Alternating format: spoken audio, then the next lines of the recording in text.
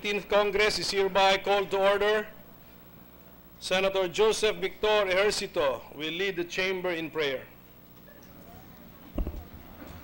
Heavenly Father, we thank you that amid the events unfolding in our nation right now, we can always be comforted by the fact that you are our wonderful counselor, mighty God, everlasting Father, and always our Prince of Peace. You will never leave us nor forsake us. We are forever grateful for this truth.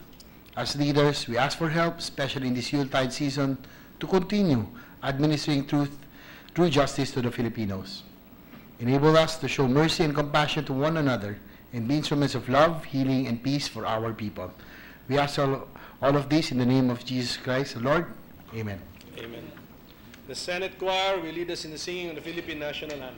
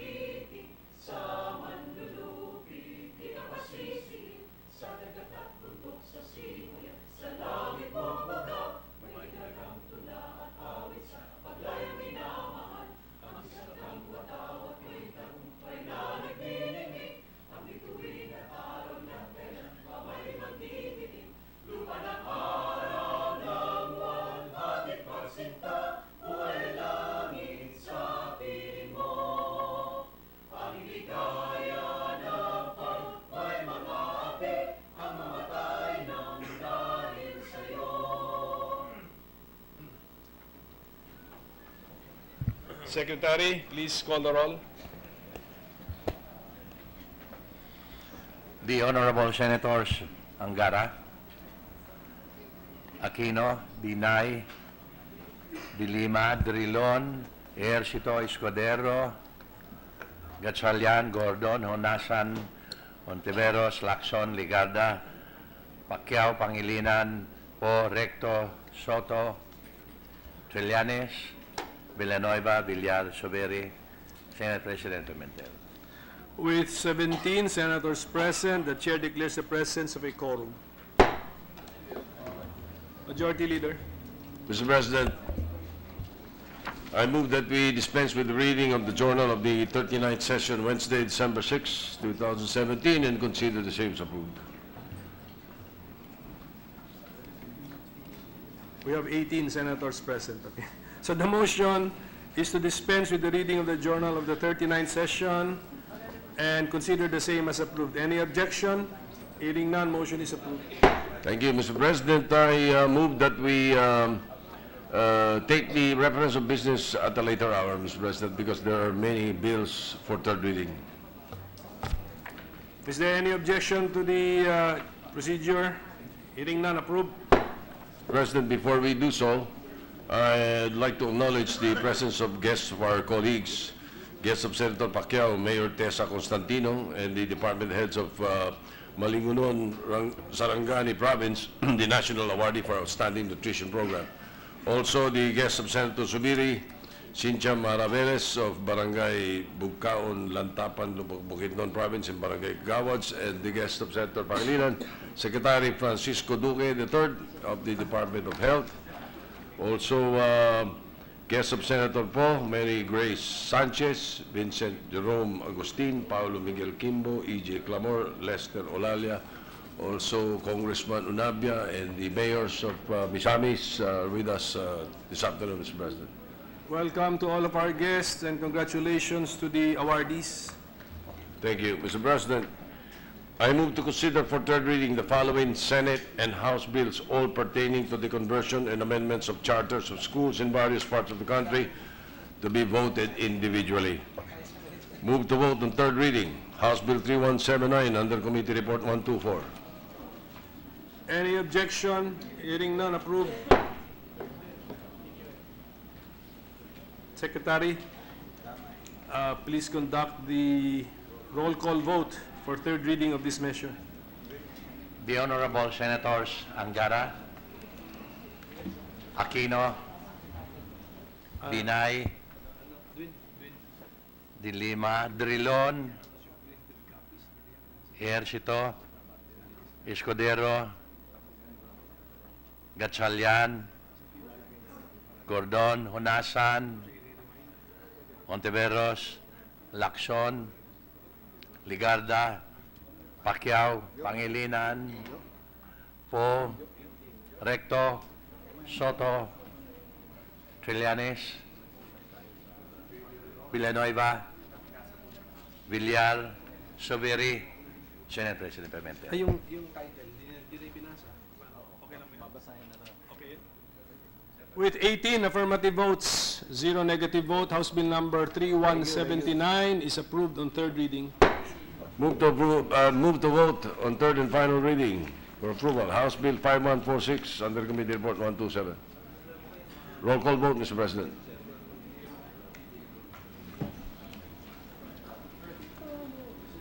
The Honorable Senators Angara, Aquino, Binay, De Lima, Drilon, Ejercito, Escudero, Gatchalian, Gordon, Honasan, Ontiveros, Lacson, Ligarda, Pacquiao, Pangilinan, Po, Recto, Soto, Trillanes, Villanueva, Villar, Soberi, Senate President.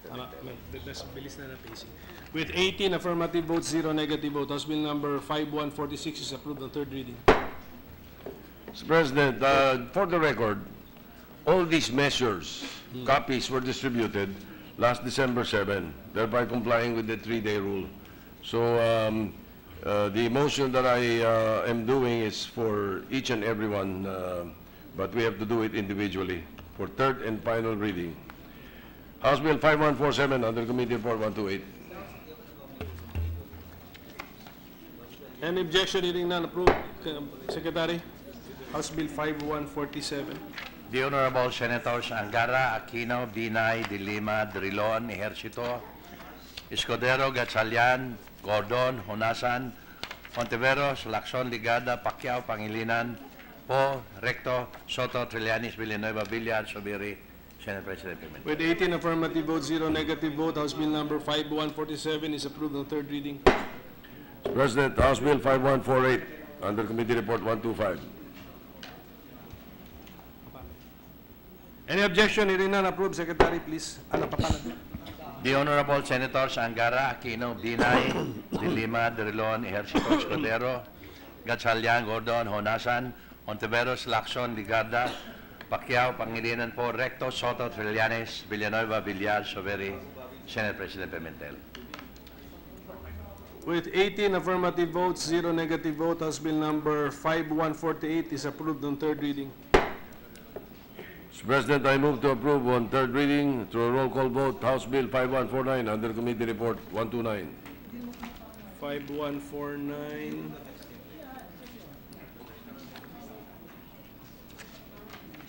Any objection? Hearing none, approved. Secretary, please. The Honorable Senators Angara, Aquino, Binay, De Lima, Drilon, Ejercito, Escudero, Gatchalian, Gordon, Honasan, Ontiveros, Lacson, Ligarda, Pacquiao, Pangilinan, Po, Recto, Soto, Trillanes, Villanueva, Villar, Soberi, Senate President Pimentel. Subiri is also here and voting in favor. So, I'll make this 19. With 19 affirmative votes, 0 negative vote, House Bill number 5149 is approved on third reading. Mr. President, may I have a 1-minute suspension, Mr. President? Session suspended.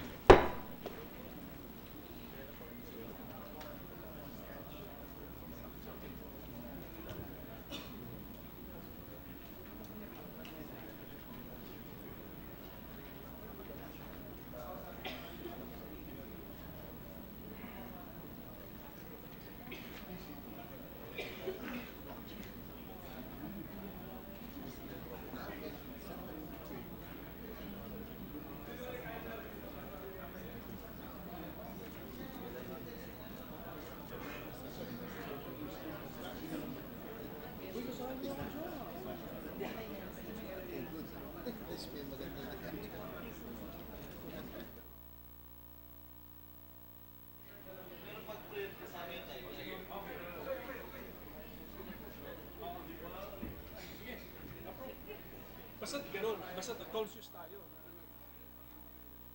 We will consider this read. Ready to resume, Mr. President. Session is resumed. Mr. President, For the record also, we would like to direct the Secretariat to include the short titles of the House numbers that I am reading, Mr. President, so that we can facilitate the proceedings, Mr. President. So now I move to approve on third and final reading through a roll call vote, House Bill 5150 under Committee Report 126. Anong number yan? 51. Anong number? Number 5. Any objection? Hearing none, approved. Secretary, please mention the short title of the measure and then conduct the roll call vote. House Bill number 5150, an act effecting the transition into a State University of Surigao State College of Technology. Roll call vote. Yes. The Honorable Senators Angara, Aquino, Binay, De Lima, Drilon, Ejercito Escudero, Gatchalian, Gordon, Honasan, Ontiveros, Lacson, Ligarda, Pacquiao, Pangilinan po, Recto, Soto, Trillanes, Villanueva, Villar, Soberi, Senate President Pimentel. With 19 affirmative votes, 0 negative vote, House Bill number 5150 is approved on third reading. Mr. President, I move to approve on the third and final reading through roll call vote, House Bill 2737 under Committee Report 123. Anong number yan? Any objection? Hearing none, approved. Secretary, please mention the short title and then House conduct Bill the 2737, an act extending the deadline for compliance of the Northern Iloilo State University. Go ahead, sir. The Honorable Senators Angara, Aquino, Binay, De Lima, Drilon, Ejercito Escudero, Gatchalian, Gordon, Honasan, Ontiveros, Lacson, Ligada, Pacquiao, Pangilinan po, Recto, Soto, Trillanes, Villanueva, Villar, Soberi, Senate President Pimentel. With 19 affirmative votes, 0 negative vote, House Bill number 2737 is approved on third reading. Mr. President, I move to approve on third reading House Bill 5151 under Committee Report 130. Any objection? Hearing none, approved. Secretary, please. An act extending the deadline for the compliance of the Mountain Province State Polytechnic College. The Honorable Senators Angara, Aquino, Binay, De Lima, Drilon, Ejercito Escudero, Gatchalian, Gordon, Honasan, Ontiveros, Lacson, Ligarda, Pacquiao, Pangilinan po, Recto, Soto, Trillanes, Villanueva, Villar, Soberi, Senate President Pimentel. 19 affirmative votes, 0 negative vote, House Bill number 5151 is approved on third reading. Mr. President, I move to approve on third and final reading House Bill 4469 under Committee Report 133. Any objection? Hearing none, approved. An act separating the Tublay School of Home Industries Extension in Barangay Tublay Central, Municipality of Tublay, Province of Benguet. The Honorable Senators Angara, Aquino, Binay, De Lima, Drilon, Ejercito, Escudero, Gatchalian, Gordon, Honasan, Ontiveros, Lacson, Ligarda, Pacquiao, Pangilinan po, Recto, Soto, Trillanes, Villanueva, Villar, Soberi, Senate President Pimentel. With 19 affirmative votes, 0 negative vote, House Bill number 4469 is approved on third reading. Mr. President, I move to approve on third and final reading House Bill 4469 under Committee Report 133. 4469, that is what we approved, Majority Leader. 4597 under Committee Report 134, Mr. President. I'm Any sorry. objection? Hearing none, approved.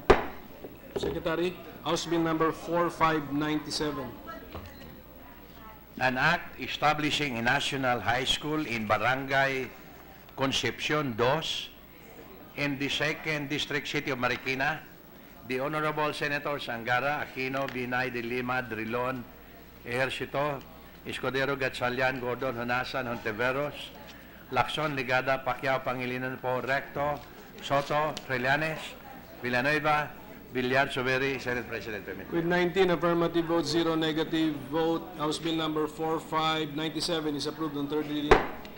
Mr. President, as I mentioned earlier, this time this is a Senate bill. Printed copies of the measure were distributed last December 7, thereby complying with the 3-day rule. So I therefore move to vote on to pass on final and third reading Senate Bill 1103 under Committee Report 131. Any objection? Hearing none, approved. An act establishing Polytechnic University of the Philippines Sablayan Campus in the municipality of Sablayan, Occidental Mindoro. The Honorable Senators Angara, Aquino, Binay, De Lima, Drilon, Ejercito Escudero, Gatchalian, Gordon, Honasan, Ontiveros, Lacson, Ligarda, Pacquiao, Pangilinan po, Recto, Soto, Trillanes, Villanueva, Villar, Suveri, Senate President Pimentel. With 19 affirmative votes, 0 negative votes, Senate Bill number 1103 is approved on third reading. Mr. President, I move to approve on third and final reading Senate Bill 884 under Committee Report 132. Any objection? Hearing none, approved. An act establishing Polytechnic University of the Philippines San Juan Campus in the city of San Juan, Metro Manila. The Honorable Senators Angara, Aquino, Binay, De Lima, Drilon, Ejercito, Escudero, Gatchalian, Gordon, Honasan, Ontiveros, Lacson, Ligada, Pacquiao, Pangilinan po, Recto, Soto, Trillanes, Villanueva, Villar, Soveri, Senate President Pimentel. With 19 affirmative votes, 0 negative votes, Senate Bill number 884 is approved on third reading. Mr. President, I move to approve on third and final reading House Bill 400 under Committee Report 135. Any objection? Hearing none, approved. An act establishing a national high school in Barangay Pasong Tamo, Quezon City. The Honorable Senators Angara, Aquino, Binay, De Lima, Drilon, Ejercito, Escudero, Gatchalian, Gordon, Honasan, Ontiveros, Lacson, Ligada, Pacquiao, Pangilinan po, Recto, Soto, Trillanes, Villanueva, Villar, Soveri, Senate President Pimentel. With 19 affirmative votes, 0 negative vote, House Bill number 400 is approved on third reading. Mr. President, I move to approve on third and final reading House Bill 4598 under Committee Report 149. Any objection? Hearing none, approved. An act establishing a national technical vocational high school in Barangay Nasisi, City of Ligao, Province of Albay. The Honorable Senators Angara, Aquino, Binay, De Lima, Drilon, Ejercito, Escudero, Gatchalian, Gordon, Honasan, Ontiveros, Lacson, Ligarda, Pacquiao, Pangilinan, Po, Recto, Soto, Trillanes, Villanueva, Villar, Soveri, Senate President Pimentel. With 19 affirmative votes, 0 negative vote, House Bill number 4598 is approved on third reading. Move to approve on third and final reading House Bill 5051 under Committee Report 150. Any objection? Hearing none, approved. An act establishing a national science and mathematics high school in Barangay Hulong Dagat, City of Malabon. The Honorable Senators Angara, Aquino, Binay, De Lima, Drilon, Ejercito, Escudero, Gatchalian, Gordon, Honasan, Ontiveros, Lacson, Ligada, Pacquiao, Pangilinan po, Recto, Soto, Trillanes, Villanueva, Villar, Soveri, Senate President Pimentel. With 19 affirmative votes, 0 negative vote, House Bill number 5051 is approved on third reading. Majority Leader. Mr. President, I move to approve on third and final reading House Bill 5183 under Committee Report 151. Any objection? Hearing none, approved. An act establishing a national high school in Barangay Hampangan, Municipality of Hilongos, Province of Leyte. The Honorable Senators Angara, Aquino, Binay, De Lima, Drilon, Ejercito, Escudero, Gatchalian, Gordon, Honasan, Ontiveros, Lacson, Ligada, Pacquiao, Pangilinan po, Recto, Soto, Trillanes, Villanueva, Villar, Soveri, Senate President Pimentel. With 19 affirmative votes, 0 negative vote, House Bill number 5183 is approved on third reading. Mr. President, I move to approve on third and final reading House Bill 4524 under Committee Report 152. An act Any objection? Hearing none, approved. An act converting the San Rafael National High School in the city of Navotas into a National Technical Vocational High School to be known as San Rafael Technological and Vocational High School. The Honorable Senators Angara, Aquino, Binay, De Lima, Drilon, Ejercito, Escudero, Gatchalian, Gordon, Honasan, Ontiveros, Lacson, Ligada, Pacquiao, Pangilinan po, Recto, Soto, Trillanes, Villanueva, Villar, Soveri, Senate President Pimentel. With 19 affirmative votes, 0 negative vote, House Bill number 4524 is approved on third reading. Mr. President, I move to approve on third and final reading House Bill 5052 under Committee Report 153. Any objection? Hearing none, approved.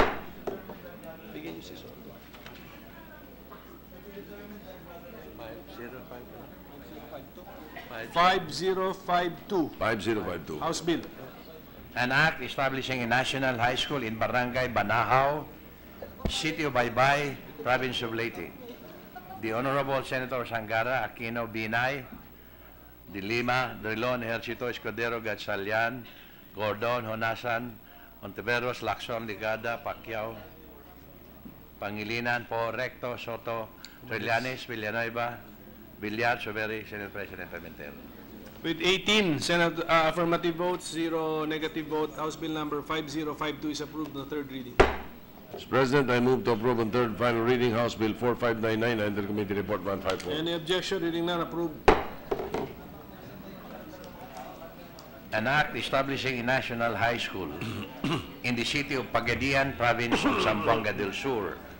The Honorable Senator Sangara, Aquino, Binay, De Lima, Drilon, Ejercito, Escudero, Gatchalian, Gordon, Honasan, Ontiveros, Lacson, Ligada, Pacquiao, Pangilinan, Po, Recto, Soto, Trillanes, Villanueva, Villar, Soberi, Senate President Pimentel. With 17 affirmative votes, 0 negative vote, House Bill number 4599 is approved on third reading. Mr. President, I move to approve on third and final reading House Bill 2506 under Committee Report 172. Any objection? Hearing none, approved.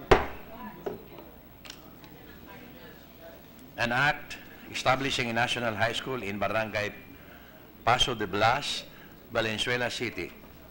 The Honorable Senators Angara, Aquino, Binay, De Lima, Drilon, Ejercito, Escudero, Gatchalian, Gordon, Honasan, Ontiveros, Lacson, Ligada, Pacquiao, Pangilinan, Po, Recto, Soto, Trillanes, Villanueva, Villar, Soberi, Senate President Pimentel. With 18 affirmative votes, 0 negative vote, House Bill number 2506 is approved on third reading.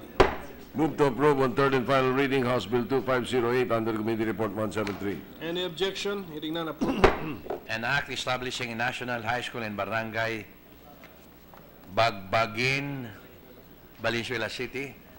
The Honorable Senator Sangara, Aquino, Binay, De Lima, Drilon, Ejercito, Escudero, Gatchalian, Gordon, Honasan, Ontiveros, Lacson, Ligada, Pacquiao, Pangilinan, Po, Recto, Soto, Trillanes, Villanueva, Villar, Soberi, Senate President Pimentel.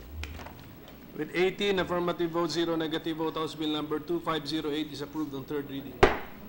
Mr. President, I move to approve on third and final reading House Bill 3438 under Committee Report 174. Any objection? Hearing none, approved. An act establishing an elementary school in Barangay Ogong, Valenzuela City. The Honorable Senator Sangara, Aquino, Binay, De Lima, Drilon, Ejercito, Escudero, Gatchalian, Gordon, Honasan, Ontiveros, Lacson, Ligada, Pacquiao, Pangilinan, Po, Recto, Soto, Trillanes, Villanueva, Villar, Soberi, Senate President Pimentel. With 18 affirmative votes, 0 negative vote, House Bill number 3438 is approved on third reading. Move to approve on third and final reading House Bill 5754 under Committee Report 175. Any objection? Hearing none, approved. An act separating the Rizal National School of Arts and Trades, Santor Extension in Barangay Santor, Municipality of Rizal, Province of Kalinga.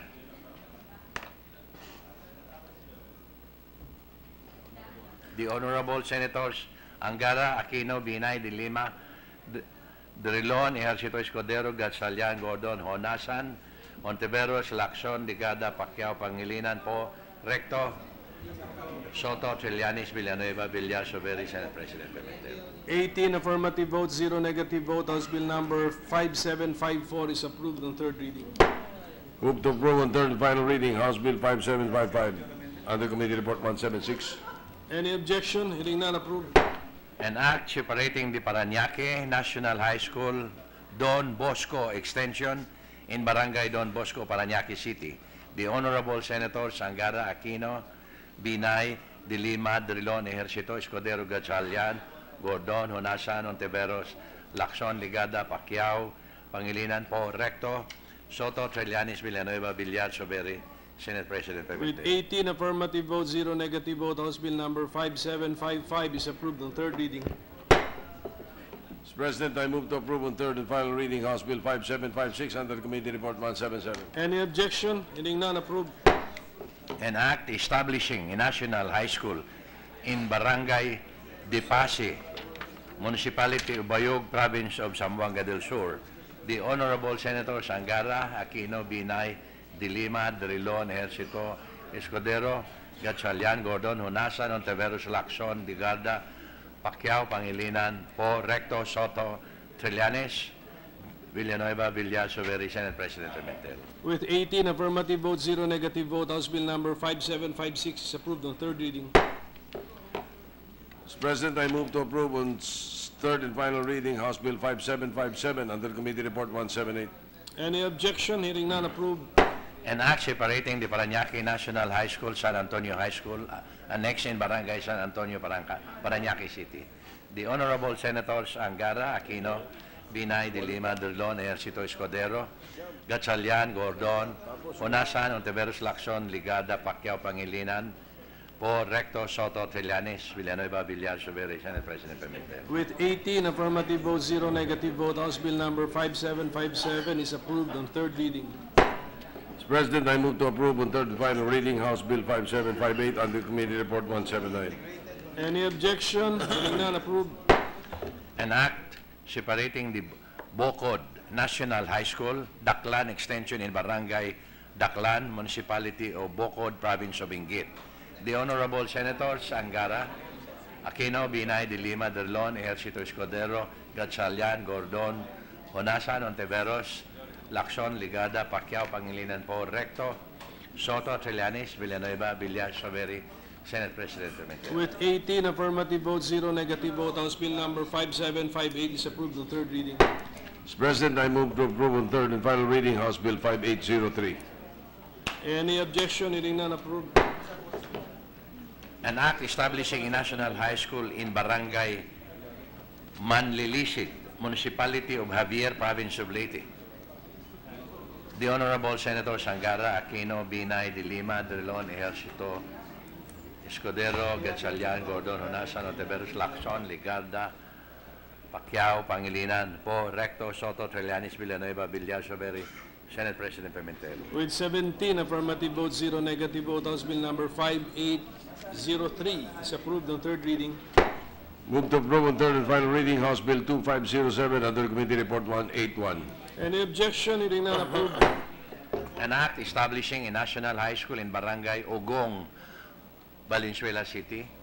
The Honorable Senators Angara, Aquino, Binay, Dilima, Drilon, Ejercito Escudero, Gatchalian, Gordon, Hunasan, Ontiveros, Lacson, Ligarda, Pacquiao, Pangilinan, Po, Recto, Soto, Trillanes, Villanueva, Villar, Soveri, Senate President Pimentel. With 17 affirmative votes, 0 negative vote, House Bill number 2507 is approved on third reading. Mr. President, I move to approve on third and final reading House Bill 5235 under Committee Report 182. Any objection? Hearing none, approved. An act establishing a national science high school in the city of Lawag, Province of Ilocos Norte, to be known as Rodolfo C.G. Parinas Jr. National High School.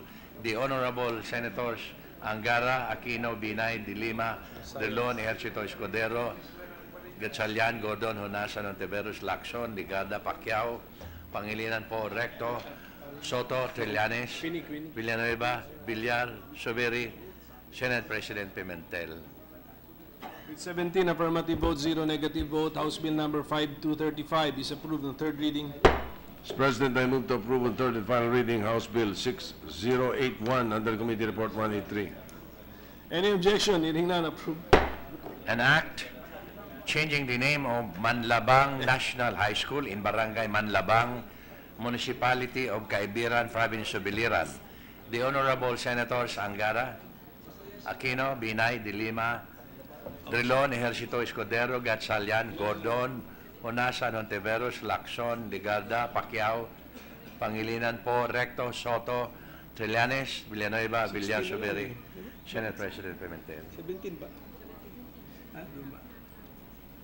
Sabi niya. 17 affirmative votes, 0 negative vote, House Bill number 6081 is approved on third reading. Mr. President, I move to approve on third and final reading House Bill 6099 under Committee Report 184. Any objection? Hearing none, approved.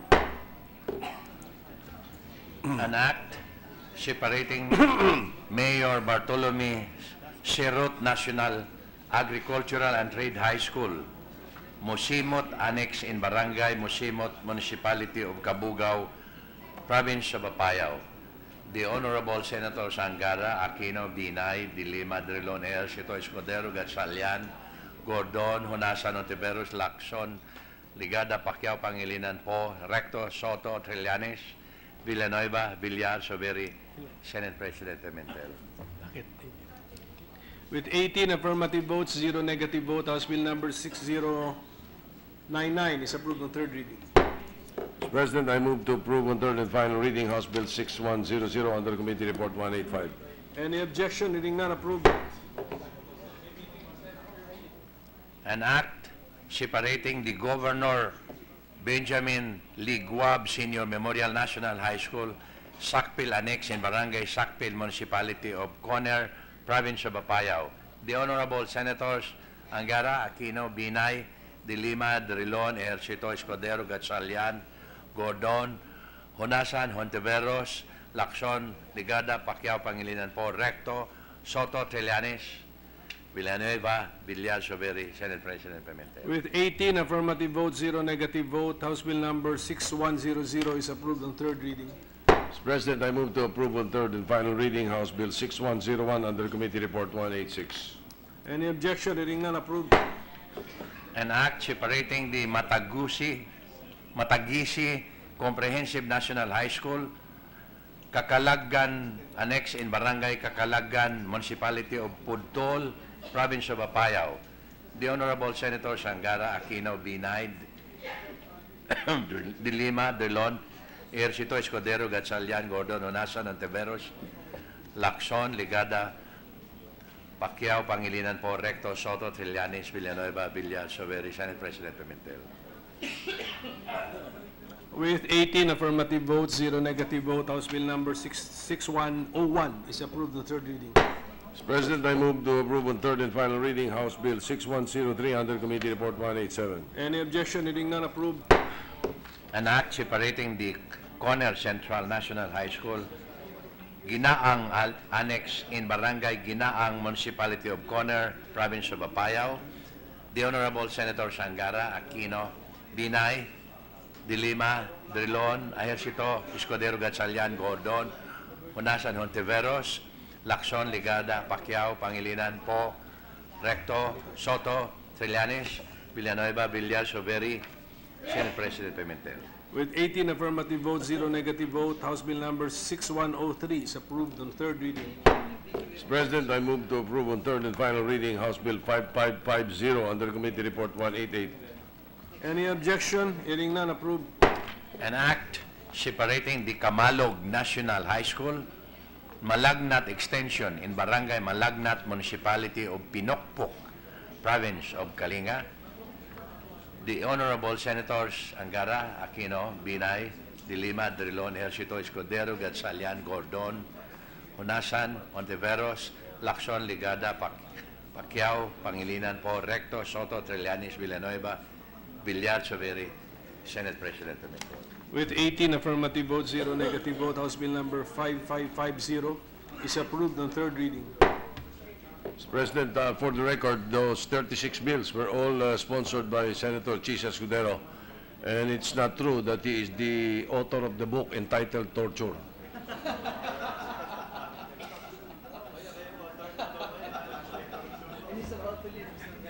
Mr. President, I move for the consideration for third reading of Senate Joint Resolution number 8 under Committee Report 189.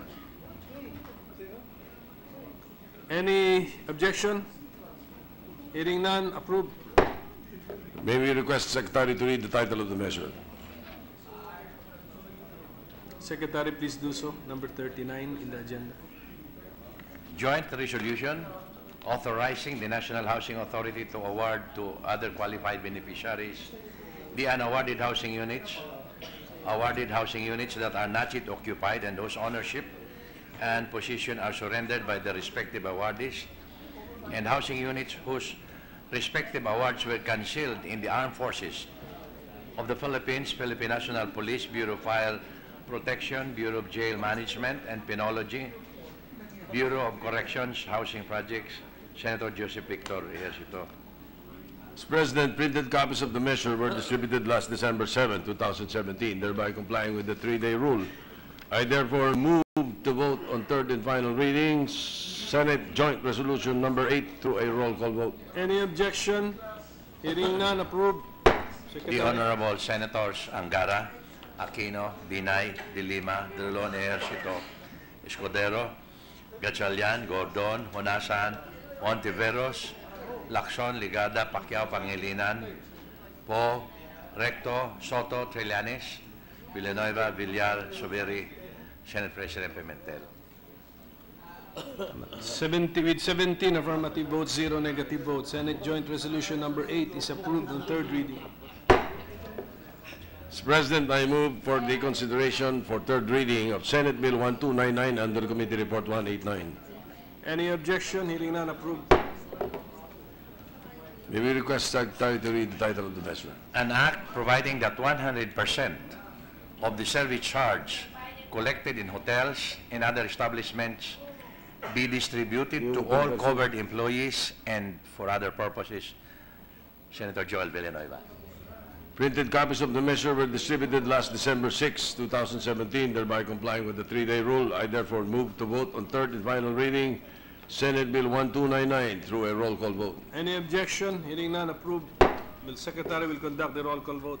The Honorable Senators Angara, Aquino, Binay, De Lima, Drilon, Ejercito, Escudero, Gatchalian, Gordon, Honasan, Hontiveros, Lacson, Ligada, Pacquiao, Pangilinan, Po, Recto, Soto, Trillanes, Villanueva, Villar, Soberi, Senate President Pimentel. With 17 affirmative votes, 0 negative votes, Senate Bill number 1299 is approved on third reading. Mr. President, I move for the consideration of third reading of Senate Bill 1456 under Committee Report 80. Any objection? Hearing none, approved. May we request the Secretary to read the title of the measure? An act establishing the Philippine Qualifications Framework and establishing the PQF National Coordinating Council, Senator Joel Villanueva. The Honorable Senators Printed copies of the measure were distributed last December 5, thereby complying with the 3-day rule. I therefore move to vote on third and final reading, Senate Bill 1456, through a roll call vote. Any objection? Hearing none, approved. The Secretary will conduct the roll call vote. The Honorable Senators Angara, Aquino, Binay, De Lima, Drilon, Ejercito, Escudero, Gatchalian, Gordon, Honasan, Hontiveros, Lacson, Ligada, Pacquiao, Pangilinan, Po, Recto, Soto, Trillanes, Villanueva, Villar, Soberi, Senate President Pimentel. With 17 affirmative votes, 0 negative votes, Senate Bill number 1456 is approved on third reading. Mr. President. What's the pleasure of Senator Aquino? Mr. President, just a quick manifestation. I'd just like to congratulate Senator Villanueva for his leadership on the Philippine Qualifications Framework. This might go, Mr. President, as one of those bills which not everybody talks about but truly is quite important in our educational system. Ito po yung batas na naglalagay po kung ano yung mga skills na natutunan ng ating mga estudyante sa iba't ibang larangan ng ating educational system, which will put them at the same standard as other students from other countries. So in short, Mr. President, yung kaalaman na kinakailangan ng isang estudyante para maging dalubhasa sa isang propesyon all throughout the Philippines, across all our schools and across all the different schools across the world, magtutugma-tugma na po. At napakahalaga po niyan sa paghahanap ng trabaho, napakahalaga po sa pagkakaroon po ng mas relevant na curriculum dun po sa mga bagong trabahong lumalabas po sa ating modernong panahon. So, let me just manifest quickly, Mr. President, that congratulate Senator Villanueva on this effort, and truly this is an important day for our educational system. Thank you very much, Mr. President. Mr. President, Senator Villanueva. thank you very much, Mr. President. I'd like to thank also the former chairperson of the Committee on Education, Senator Bam, for his full support on this particular measure, and of course the energetic present chair of the, he wants to say good looking, but I would rather say energetic and masipag, Mr. Chair, Senator Chis Escudero, of course, our Majority Floor Leader, our Minority Floor Leader, and of course our Senate President for supporting this measure. This indeed is a landmark legislation in the education sector, Mr. President, and we thank you. We thank our colleagues for their support. Thank you very much, Mr. President. Mr. President, I move for the consideration for third reading of House Bill 5241 under Committee Report 139, taking into consideration Senate Bill 1430. Is there any objection? 5241. Hearing none, approved. May we ask Secretary to read the title of the measure? An act declaring December 8th of every year as a special non-working holiday in the entire country to commemorate the Feast of the Immaculate Conception of Mary, the principal patroness of the Philippines. Senator Francis Escudero. Mr. President, printed copies of the measure were distributed last December 7, 2017, thereby complying with the 3-day rule. I therefore move to vote on third and final reading, House Bill 5241, taking into consideration Senate Bill 1430 through a roll call vote. Any objection? Hearing none, approved. The Honorable Senators Angara, Aquino, Binay, De Lima, Drilon, Ejercito, Escudero, Gatchalian, Gordon, Honasan, Ontiveros, Lacson, Ligada, Pacquiao, Pangilinan, Po, Recto, Soto, Trillanes, Villanueva, Villar, Soberi, Senate President Pimentel. Did you get the may negative?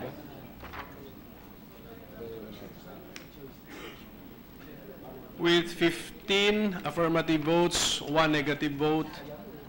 Who's the other negative? Meron siya. Oh, can you correct this one?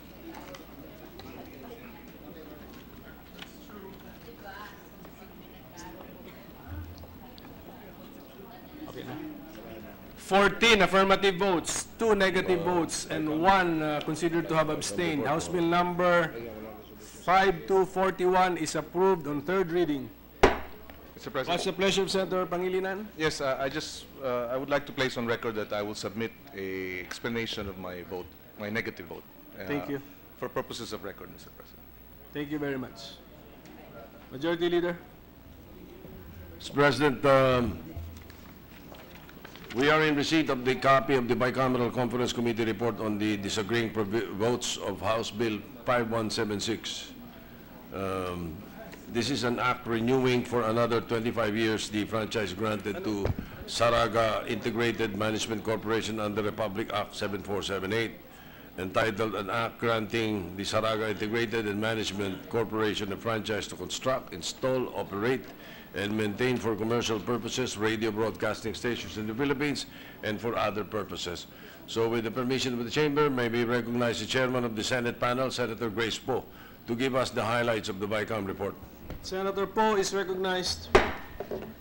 Mr. President, the joint explanation of the Conference Committee on the disagreeing votes of the two houses on the amendments of the Senate to House Bill number 5212, the highlights of the Conference Committee on the disagreeing votes of the two houses on the amendments of the Senate to House Bill number 5212 are as follows.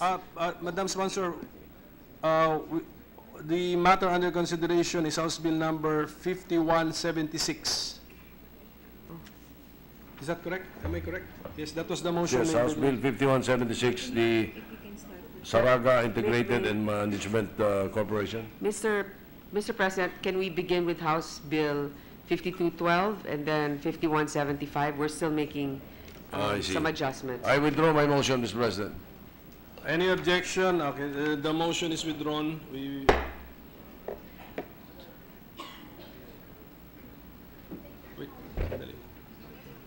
Okay, should I start from the beginning? Majority Leader will make the motion. 5212. Mr. President, we are in receipt of the copy of the Bicameral Conference Committee report on this disagreeing votes, as mentioned by the distinguished lady. May we know first if this is really disagreeing votes or disagreeing provisions on House Bill 5212? Again. Can I? I see. What is the yes. explanation, Majority The Leader? explanation as given by the Secretariat is that there is only one version. And so they call it a disagreeing votes in case. Okay. So this is an act renewing for another 25 years the franchise granted to Filipinas Broadcasting Association Incorporated, presently known as World Broadcasting Corporation, under Republic Act 7485, entitled An Act Granting Filipinas Broadcasting Association Incorporated a franchise to construct, operate, maintain for commercial purposes radio broadcasting and television stations in the Visayas and Mindanao and for other purposes. So may we now recognize the Chairman of the Senate panel, Senator Grace Poe, to give us the highlights of the Bicameral report. Senator Poe is recognized. Joint explanation of the Conference Committee on the disagreeing votes of the two houses on the amendments of the Senate to House Bill number 5212. The highlights of the Conference Committee on the disagreeing votes of the two houses on the amendments of the Senate Bill to House Bill number 5212 are as follows. Number one, the Conference Committee agreed to use House Bill number 5212 as the working draft. 2, Section 1, nature and scope of franchise of the working draft was adopted as the Section 1 of the reconciled version with minor amendments.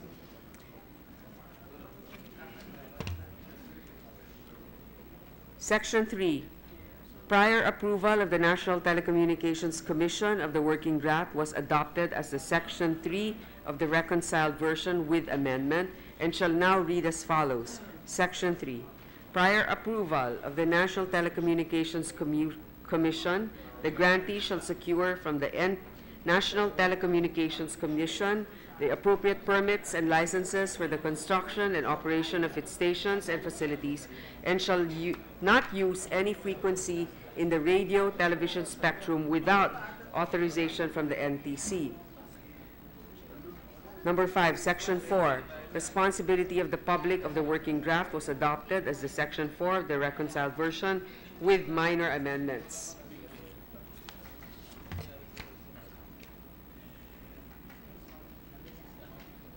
Number 6, a new Section 5, compliance with labor standards as proposed by the Senate, was adopted as Section 5 of the reconciled version. Number 10, a new Section 9, tax provisions, was adopted as Section 9 of the reconciled version. Number 13, Section 10, sale, lease, transfer, usufruct, or assignment of franchise was adopted and renumbered as Section 12 of the reconciled version with amendments and shall now read as follows. Section 12, sale, lease, transfer, usufruct, or assignment of franchise. The grantee shall not sell, lease, transfer, grant the usufruct of, nor assign this franchise or the rights and privileges acquired thereunder to any person, firm, company, corporation, or other commercial or legal entity, nor merge with any other corporation or entity, nor the controlling interest of the grantee to be transferred, whether as a whole or in parts, and whether simultaneously or contemporaneously to any such person, firm, company, corporation, or entity without the prior approval of the Congress of the Philippines, provided that any person or entity to which a franchise is sold, transferred, or assigned shall be subject to the same conditions, terms, restrictions, and limitations of this Act. Number 16, Section 15, Equality Clause of the working draft was adopted and renumbered as Section 17 of the reconciled version and with minor amendments. Number 18, the title of the working draft was adopted as the title of the reconciled version. In case of a conflict between the statements, amendments stated in the joint explanation and that of the provisions of the bill in the accompanying Conference Committee report, the provisions of the latter shall prevail.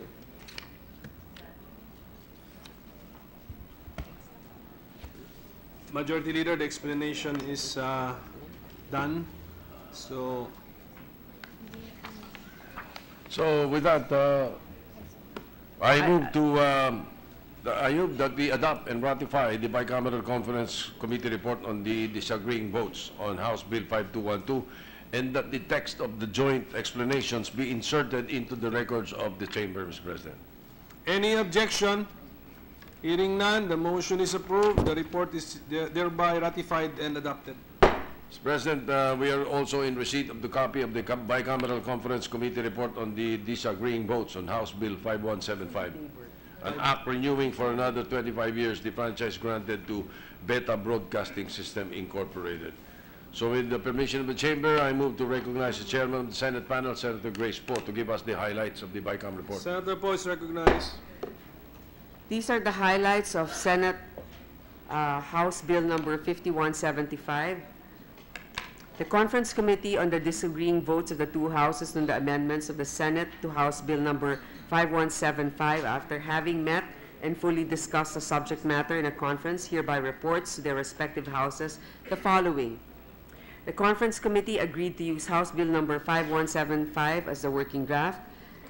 Number 2, Section 1, nature and scope of franchise of the working draft was adopted as Section 1 of the reconciled version with amendments.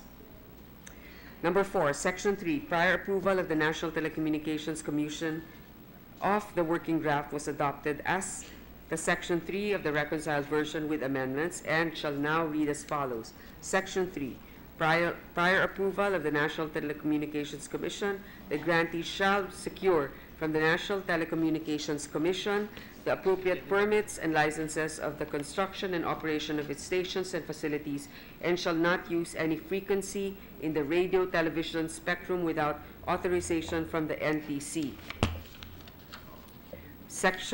Number 5, Section 4.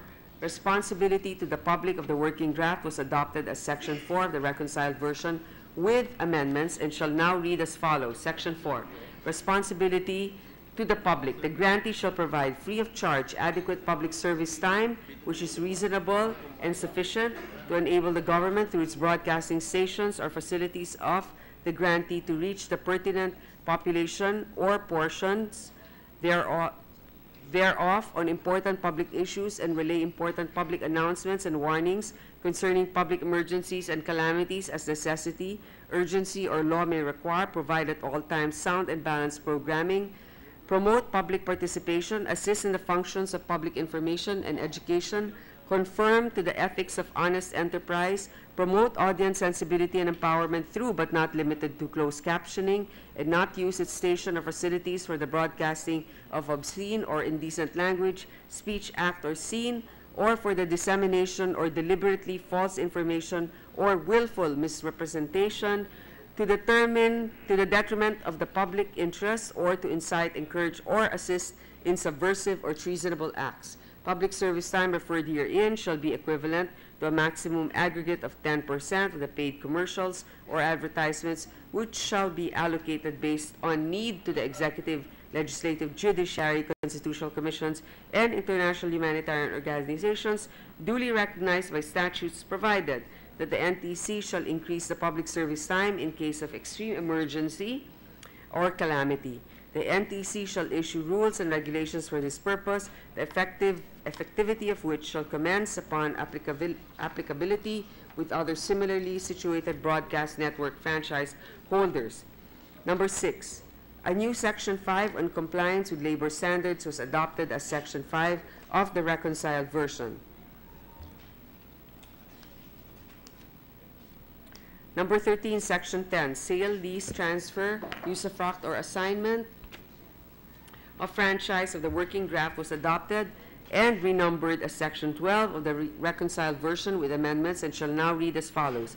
The sale, lease, transfer, usufruct, or assignment of franchise, the grantee shall not sell, lease, transfer, grant the usufruct of, nor assign this franchise or the rights and privileges acquired thereunder to any person, firm, company, corporation, or other commercial or legal entity, nor merge with any other corporation or entity, nor the controlling interest of the grantee be transferred, whether as a whole or in parts, and whether simultaneously or contemporaneously, to any such person, firm, company, corporation, or entity without the prior approval of the Congress of the Philippines, provided that such transfer, sale, or issuance is in accordance with any applicable constitutional limitation, provided finally that any person or entity to which this franchise is sold, transferred, or assigned shall be subject to all the same conditions, terms, restrictions, and limitations of this Act. Section 17, number 16, Section 15, Equality Clause of the Working Draft was adopted and renumbered as follows. Section 17 of the reconciled version with amendments and shall now read as follows. Section 17, Equality Clause. Any advantage, favor, privilege, exemption, or immunity granted under existing franchises or which may hereafter be granted for radio and/or television broadcasting upon prior review and approval of Congress shall become part of this franchise and shall be accorded immediately and unconditionally to the herein grantee, provided that the foregoing shall neither apply to nor affect the provisions of broadcasting franchises concerning territorial coverage, the term or the type of service authorization of by the franchise. Number 18, the title of the working draft was adopted as the title of the reconciled version. In case of conflict between the statement amendment stated in the joint explanation and that of the provisions of the bill in the accompanying conference committee report, the provision of the latter shall prevail.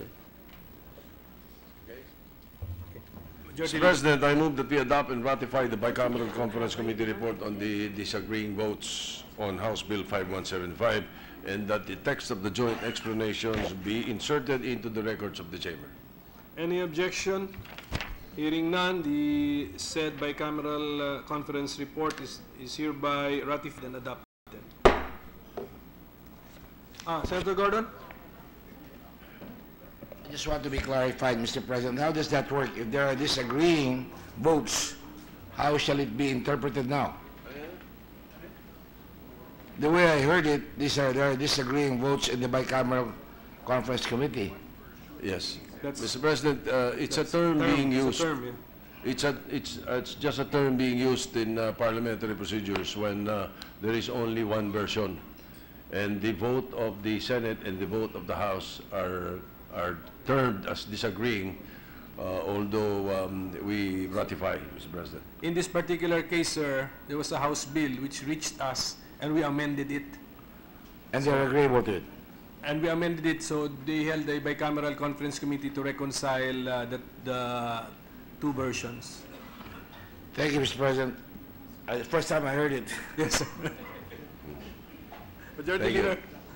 Yes, Mr. President, with the permission of Senator Poe, because there are 6 other BICAM reports, but with the consent of the Chamber and with the consent of Senator Poe, I move for the consideration of PS Resolution 564, and we will explain later why. PS Resolution 564. Okay, 564. Okay. Any objection? Hearing none, approved. May we ask Secretary to read the title of the measure, Mr. President, without prejudice inserting into the records the text of the resolution. Resolution congratulating and commending the RP Blue Girls for winning the silver medal at the 2017 Women's Softball Asian Championship held in Taichung, Taiwan from 29 November to 4 December 2017. The RP Blue Girls have been here since after lunch, Mr. President. That's why we have asked that we take this up right away. So I move that Senator Mig Subiri be recognized to sponsor the measure. Senator Subiri is recognized. Thank you very much to Majority Floor Leader, Senate President Pimentel, and to my distinguished colleague Grace Poe for graciously allowing this interjection before she finishes all the BICAM reports. Mr. President, I also would like to take this opportunity to recognize we have with us one of the world champions in Burmese boxing. He's also the president of the Kickboxing Federation of Russia, Denis Vladimirov, with us in the Senate, together with Andrei Burnikov, Second Secretary of the Russian Embassy, together with Stepanov Pavel and Lida Hisei, with us as well, promoting sports. But Mr. President, it's an honor and privilege to sponsor the adoption of PS Resolution number 564. This resolution congratulates and commends the RP Blue Girls for bagging the silver medal at the 11th Asian Women's Softball Championship held in Taiwan last November 29 to December 4. The Asian Women's Softball Championship is an international softball tournament involving participants from 12 Asian nations. By finishing second in this competition, the RP Blue Girls qualified for the 2018 Asian Games and the Women's Softball World Championships, the latter serving as a qualifier to the Olympics, Mr. President. The top 5 teams in the Asian Women's Softball Championship gets to play in the Asian Games, while the top 3 squads will also move to the World Championships. With this victory, the RP Blue Girls brought us a step closer to being one of only 6 teams eligible to participate in the 2020 Tokyo Olympics. And by winning this international competition, the RP Blue Girls showed the world the determination and indomitable spirit of the Filipino. Mr. President, allow me to thank these remarkable young ladies for bringing honor to the country. Before this competition, we were ranked number 17 in the world. And during the competition, they defeated the powerhouse teams such as Chinese Taipei, which is number 9 in ranking, and the world number 6, China, all in one day. Let me also thank the people behind this promising team, headed by Amateur Softball Association President John Henry Lullier, and the coaches that worked really hard to help the Philippine team achieve these goals. With that, Mr. President, I have the honor of leading this august chamber in congratulating and commending the members and coaches of the RP Blue Girls for their victory in the 11th Asian Women's Softball Championship. Thank you, Mr. President. Mr. President, I move to adopt PS Resolution 564, subject to style. Any objection? Hearing none, Senate Resolution number 564 is adopted subject to style. Thank you, Mr. President. May I have a 1-minute suspension to congratulate the Session is RP suspended. Blue Girls. Andiyan ba yung team? Wala yata yung team. Kulang sa team yan eh. Hindi yan yung team. Softball to eh, team off.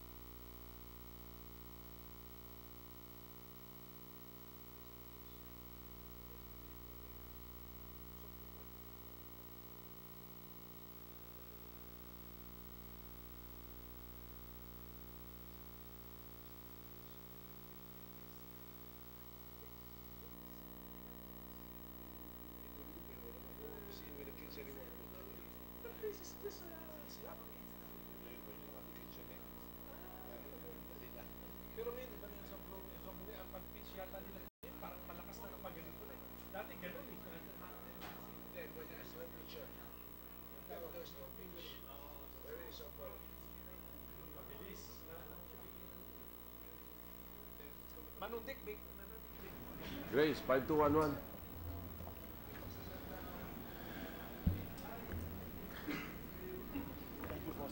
Yep, right. Ready to resume, Mr. President. Session is resumed. Mr. President, we are in receipt of the copy of the Bicameral Conference Committee report on the disagreeing votes on House Bill 5211, an act renewing for another 25 years the franchise granted to Gateway UHF Television Broadcasting Incorporated. So, with the permission of the Chamber, recognize Chairman of the Senate panel, Senator Grace Poe, to give us the highlights of the Bicam report. Senator Poe is recognized.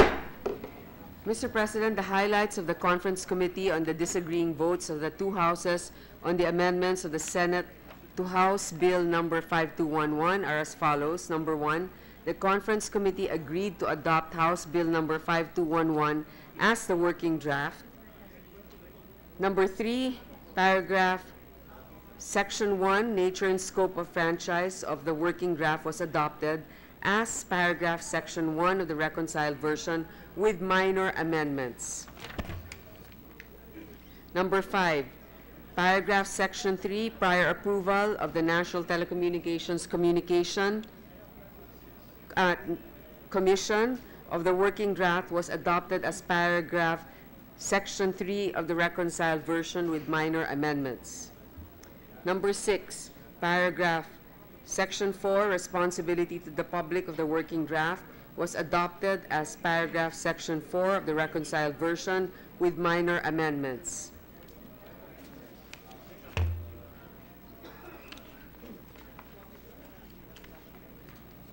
Number 7, a new paragraph, Section 5, compliance with labor standards as proposed by the Senate was adopted as paragraph Section 5 of the reconciled version. Number 9, a new paragraph, Section 10, tax provisions as proposed by the Senate was adopted as paragraph Section 10 of the reconciled version. Number 11, paragraph Section 12, sale, lease, transfer, usufruct, or assignment of franchise of the working draft was adopted and renumbered as Section 14 of the reconciled version with minor amendments. Section 16, Equality Clause. Any advantage, favor, privilege, exemption, or immunity granted under existing franchises or which may hereafter be granted for radio and/or television broadcasting upon prior review and approval of Congress shall become part of this franchise and shall be accorded immediately and unconditionally to the herein grantee, provided that the foregoing shall neither apply to nor affect the provisions of the broadcasting franchises concerning territory covered by the franchise, the lifespan of the franchise, or the type of service authorized by the franchise. In case of a conflict between the statements, amendments stated in the joint explanation and that of the provisions of the bill in the accompanying Conference Committee report, the provisions of the latter shall prevail.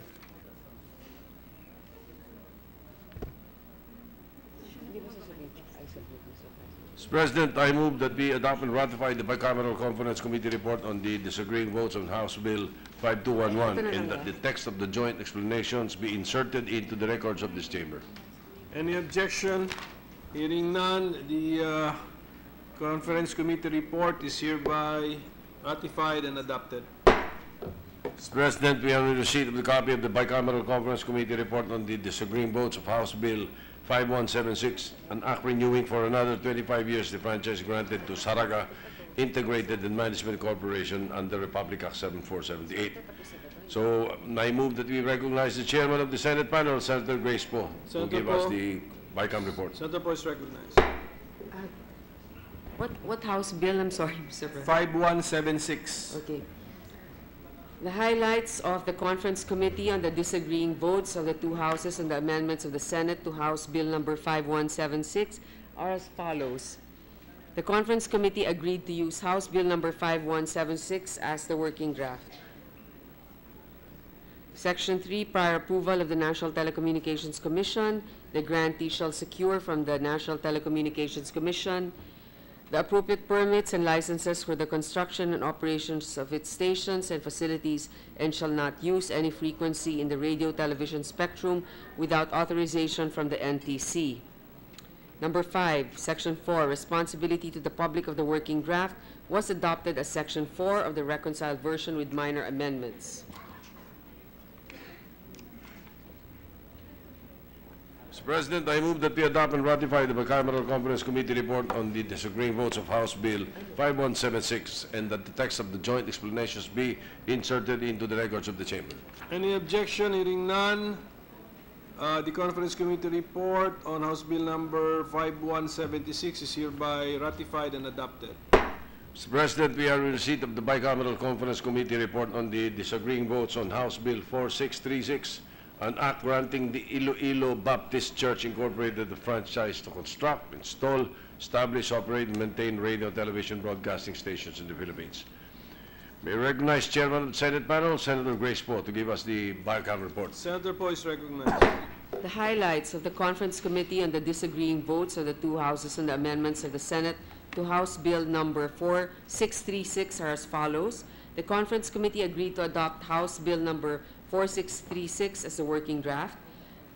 Number 2, Section 1, nature and scope of franchise of the working draft was adopted as Section 1 of the reconciled version with minor amendments.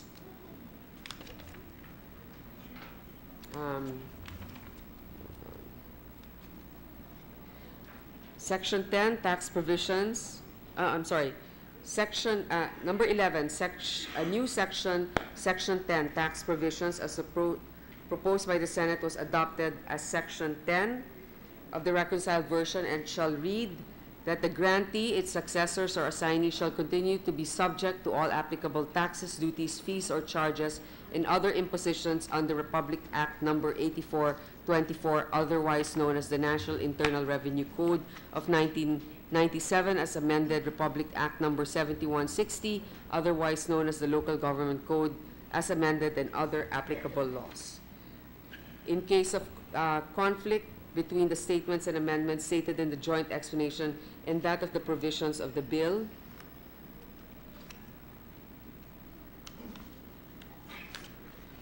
in the accompanying Conference Committee report, the provisions of the latter shall prevail.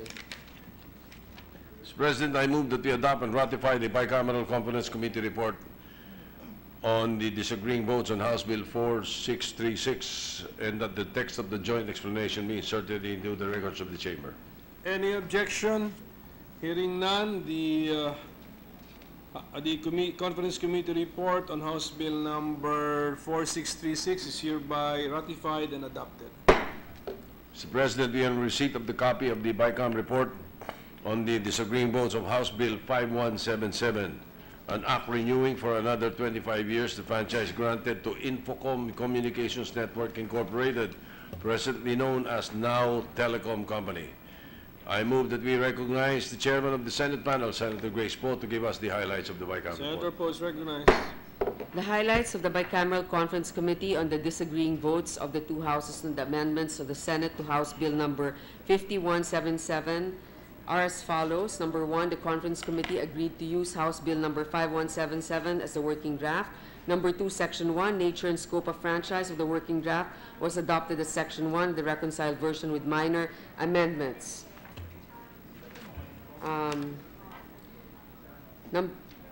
Number 4, Section 3, authority of the National Telecommunications Commission, the working draft was adopted as Section 3 of the reconciled version with minor amendments. Number 5, Section 6, rates of service of the working draft was adopted as Section 6 of the reconciled version with amendments and shall now read as follows. Section 6, rates for services, the charges and rates for telecommunication services of the grantee, except the rates and charges on those that may hereafter be declared or considered as non-regulated services, whether flat rates or measured rates or variations thereof, shall be subject to the approval of the NTC or its legal successor. Number 7, Section 8, the term of franchise of the working draft was adopted as Section 8 of the recorded reconciled version with minor amendment. Number 8, Section 9, acceptance and compliance of the working draft was adopted as Section 9 of the reconciled version with minor amendment. Number 9, a new section, Section 10, tax provisions as proposed by the Senate panel was adopted as Section 10 of the reconciled version. Number 11, a new Section 12, mobile number portability as proposed by the Senate was adopted as Section 12 of the reconciled version.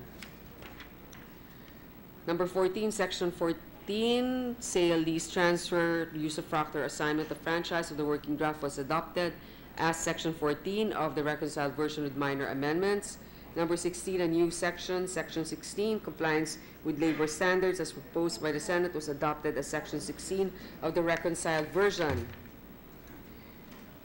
Number 18, Section 17, penalty clause of the working draft was adopted and renumbered as Section 18 of the reconciled version, and the amendments are as follows.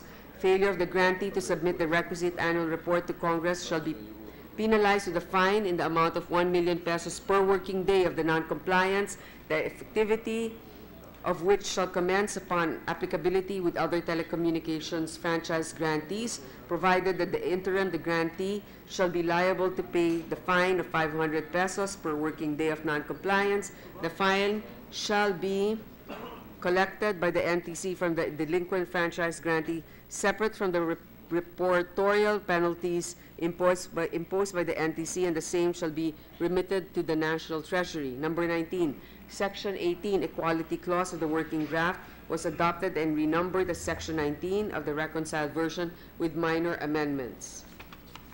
Section 21, Section 20, repealability and non-exclusivity clause of the working draft was adopted and renumbered as Section 21 of the reconciled version with minor amendments. Number 23, the title of the working draft was adopted as the title of the reconciled version in case of a conflict between the statements and amendments stated in the joint explanation and the provisions of the bill in the accompanying conference committee report. The provision of the latter shall prevail. Mr. President, I move that we adopt and ratify the Bicameral report on the disagreeing votes on House Bill 5177 and that the text of the joint explanations be inserted into the records of this chamber. Any objection? Hearing none, the Bicameral Conference Committee report on House Bill number 5177 is hereby ratified and adopted. Mr. President, we are in receipt of the Bicameral report of the disagreeing votes on House Bill 5063, an act granting the Pangasinan Gulf Waves Network Corporation a franchise to construct, install, establish, operate, maintain radio, television, broadcasting stations throughout the Philippines. So may with the permission of the chamber, I move to recognize the sponsor, the chairman of the Senate panel, Senator Grace Poe, to give us the highlights of the Bicameral Senator report. Poe is recognized. The highlights of the conference committee and the disagreeing votes of the two houses of the amendments of the Senate to House Bill number 5063 are as follows. Number 1, the conference committee agreed to use House Bill number 5063 as the working draft. Number 2, Section 1, nature and scope of franchise of the working draft was adopted as Section 1 of the reconciled version with amendment. Number 3, Section 2, manner of operation of stations or facilities of the working draft was adopted as Section 2 of the reconciled version. Number 4, Section 3, the prior approval of the National Telecommunications communication or the working draft was adopted as Section 3 of the reconciled version with minor amendment. Number 5, Section 4, responsibility to the public of the working draft was adopted as Section 4 of the reconciled version with amendments. Number 6, a new Section 5, compliance with labor standards was adopted as Section 5 of the reconciled version. Number 8, a new Section 10, tax provisions as proposed by the Senate was adopted as Section 10 of the reconciled version. Number 11, Section 16, equality clause of the working draft was adopted and renumbered as Section 18 of the reconciled version with amendments. In case of conflict between the statement amendments stated in the joint explanation and of the provision of the bill in the accompanying conference of the committee report, the provision of the latter shall prevail.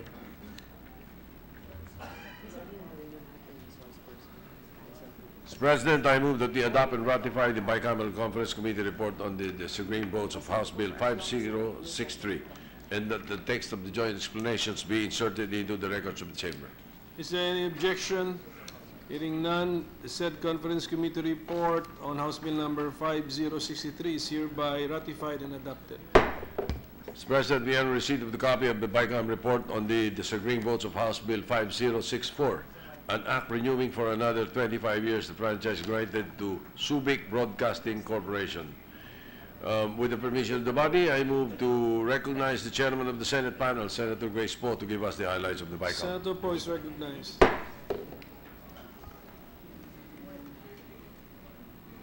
The Conference Committee on the disagreeing votes of the two Houses amendments of the Senate to House Bill number 5064, after having met and fully discussed the subject matter in the conference, hereby report to their respective houses the following. Number one, the Conference Committee agreed to adopt House Bill number 5064 as a working draft.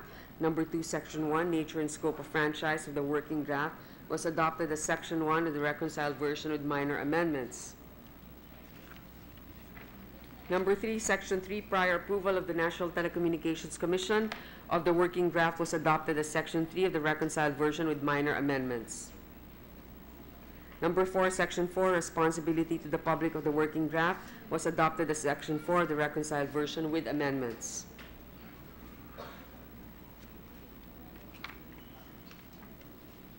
Number five, a new Section 5, compliance with labor standards proposed by the Senate was adopted as Section 5 of the reconciled version.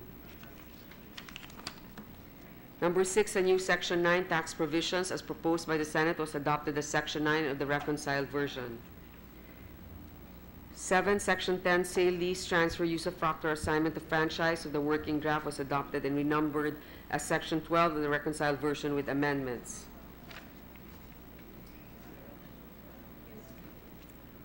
8, Section 15, equality clause of the working draft was adopted and renumbered as Section 17 of the reconciled version with amendments. In case of a conflict between the amendments stated in the joint explanation and that of the provision of the bill in the accompanying Conference Committee report, the provisions of the latter shall prevail.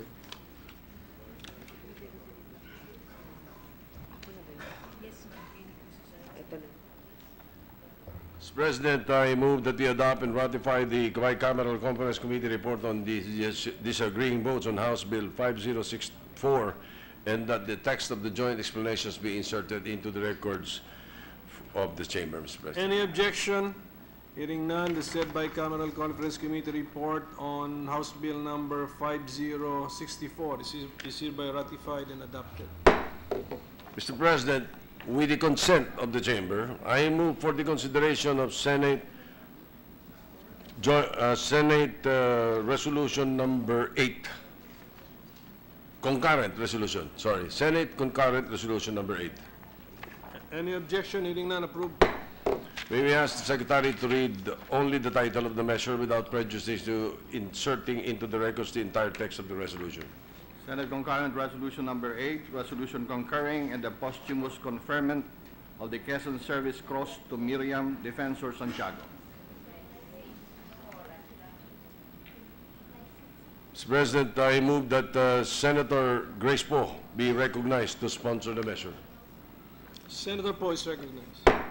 Mr. President, distinguished colleagues, it is my honor to sponsor Senate Concurrent Resolution Number 8, entitled Resolution Concurring in the Posthumous Conferment of the Quezon Service Cross to Miriam Defensor Santiago.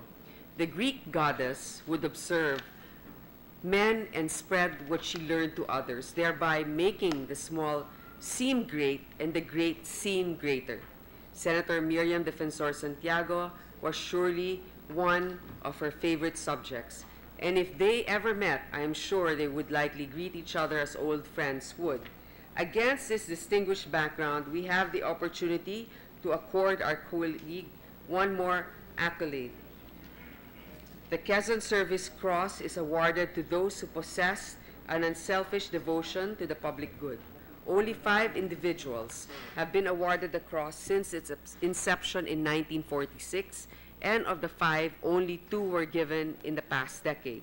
In typical Miriam fashion, she managed to exceed her fellow awardees as the first female recipient of the Quezon Service Cross.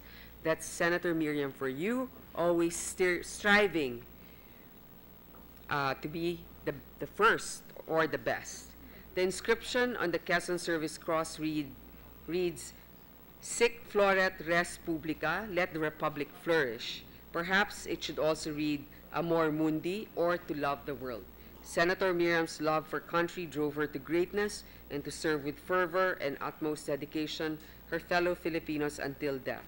Bestowing this award upon the former senator enables her to live on as our country's North Star, inspiring future generations to love the nation and serve it in the best way they can. In view of the foregoing, I thus urge this chamber to approve the proposed Senate concurrent resolution. Thank you, Mr. President. Mr. President, Senator Villanueva wishes to make a manifestation. Senator Villanueva is recognized. Thank you, Mr. Majority Floor Leader. Thank you, Mr. President. This representation manifests my strongest support for this resolution as a fitting tribute to Asia's Iron Lady, former Senator Miriam Defensor Santiago. Mr. President, this representation believes that Senator Miriam Defensor Santiago was a rock star. Isang rock star na nagbigay inspirasyon at impluensya sa mamamayang Pilipino na tumayo at magsalita para sa kapakanan ng bayan. At huwag matakot na ipaglaban ang katotohanan, katarungan at katwiran. I was a first-termer, Mr. President, and the youngest member of the House of Representatives when I first met Senator Miriam Defensor Santiago. From that moment until today, I realized how much my political life, my advocacies, and attributes as a public official was hugely influenced by MDS. MDS dedicated her life to public service. Her unique sense of humor and witticisms have earned her a lot of fans from the millennials, while her bold and moral leadership have been legendary in all three branches of the government, but especially in the halls of this august chamber. Her fearlessness has also earned her the respect and admiration of friends and enemies alike. Hindi ko po alam, Ginoong Pangulo, kung makakakita pa po tayo ulit ng isang Miriam Defensor Santiago sa ating lifetime. Truly, Senator Miriam Defensor Santiago deserves the attention and respect of the highest legislative office of the land. Indeed, her life is one that is well-lived and is a testament that one's life can be used to reach the impossible despite its brevity. Maraming salamat po, Ginoong Pangulo. Senator Zubiri, Mr. President. Senator Zubiri is recognized. Thank you, Mr. President. First of all, I'd like to ask the sponsor, Senator Grace Poe and Senator Joel Villanueva, if I may be made a co-author of this said resolution together with Senator Gordon. Mr. President, I wasn't able to sign, and Senator Angara as well. We were in the BICAM for the train BICAM, or the tax reform BICAM, and we were not able to sign the resolution. And we thank the good sponsors for allowing us to be identified with the said measure.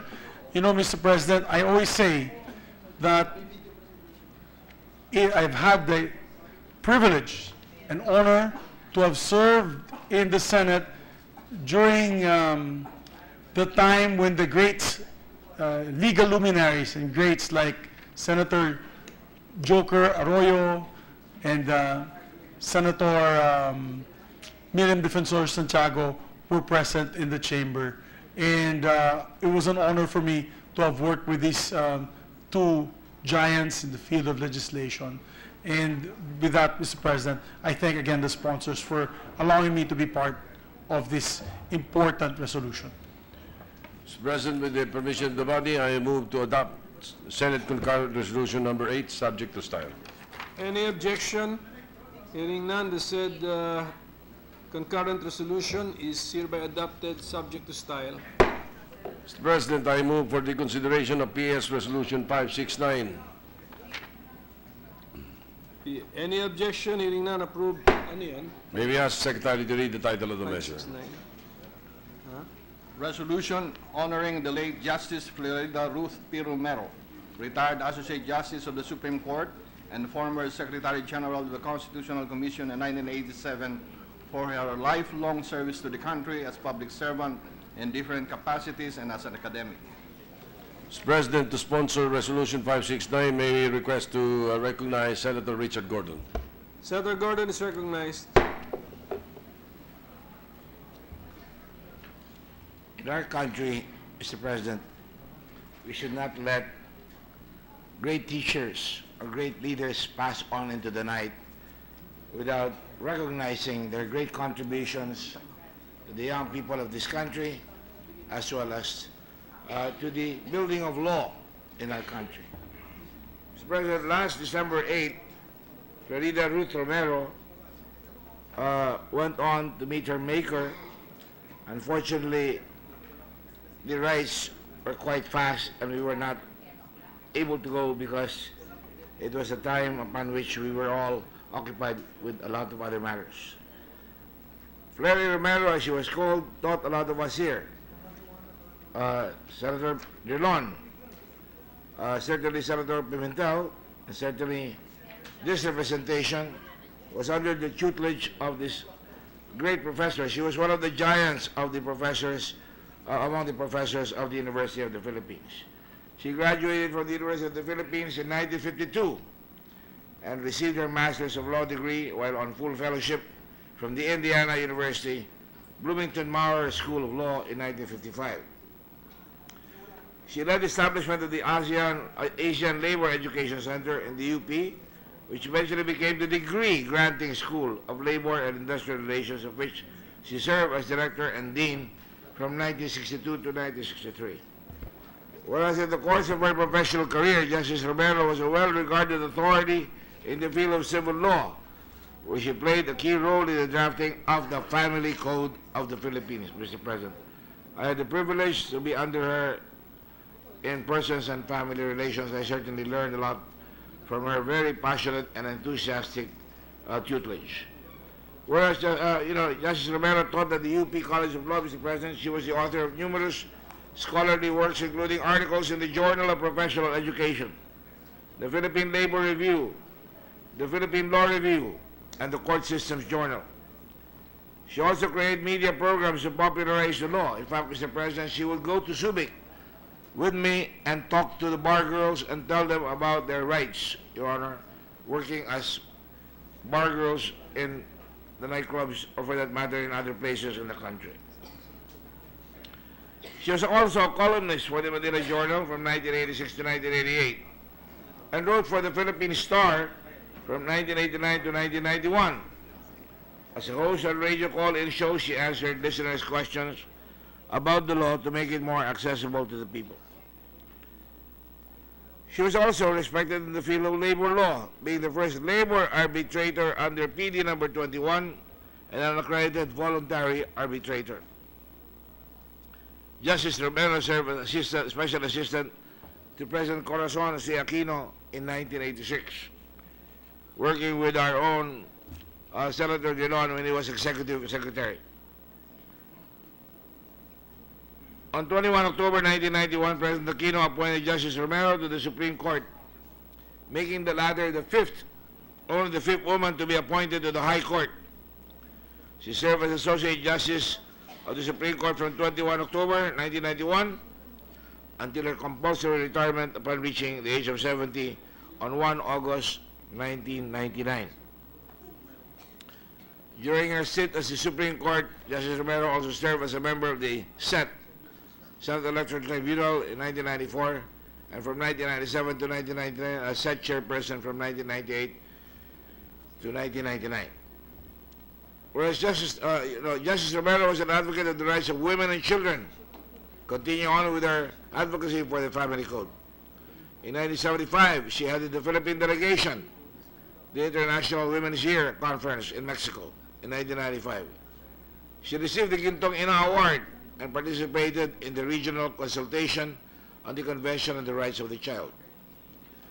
Justice Romero, during her lifetime, was a member of several professional and both local and international organizations and held key positions in the following: International Director of the International Association of Women's Judges, President of the Philippine Women Judges Association of the Philippines, Founding President of the Philippine Association of Law Professors, President, Philippine Association of Technical Assistance Participants, Founding President, Multisectoral Council for the Prevention of Crime and Treatment of Offenders, and Chairperson, Family Law Committee, Integrated Bar of the Philippines. Justice Romero devoted her services to improve the lives of her countrymen and has worked tirelessly for the rights of Filipinos, especially women and children. Her enduring commitment to the country is evidenced by her honest and unquestionable service to several major branches of the government, namely the executive, the judiciary, and the Constitutional Commission. Justice Romero was a recipient of numerous awards and distinctions, all of which attest to her dedication to public service and contribution to society, including the following. First recipient of the Towns, the Outstanding Women in the Nation's Service Award in the field of law. She was the first. The Outstanding Filipino TOEFL Award in the field of justice and law. The Outstanding Women in the Nation's Service Towns Award for outstanding performance in the judiciary. And Presidential Award of Distinction from the IBP, Mr. President. Justice Romero had many more opportunities, perhaps, and she did not take them.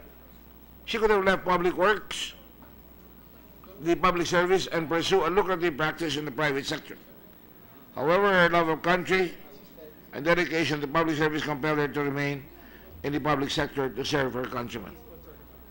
I am privileged, Mr. President, to author this resolution and sponsor it so that we can send this to the family of the late Justice Romero, and so that she will not be forgotten and she will be remembered with a lot of affection, with a lot of respect befitting the dignity that she deserves by serving this country for a long time. On that note, Mr. President, I submit. Thank you, Mr. President. Thank you. Majority Leader, Senator Drill, the Minority Leader wants to be recognized. Yes, Minority Mr. Leader. President, I stand to associate myself and second the motion of Senator Gordon on this resolution, expressing our sympathy to the family of the late Associate Justice Florida Ruth Romero. Indeed, she was my professor in law school, and if I have learned something on the civil code, it is because of Florida Ruth Romero. If I am a lawyer today, partly it was because of Professor Florida Ruth Romero. Because she was a teacher, she knew how to teach, and that is most important. You can be the most brilliant member of the legal profession, but if you cannot impart your knowledge to your students, you cannot claim success.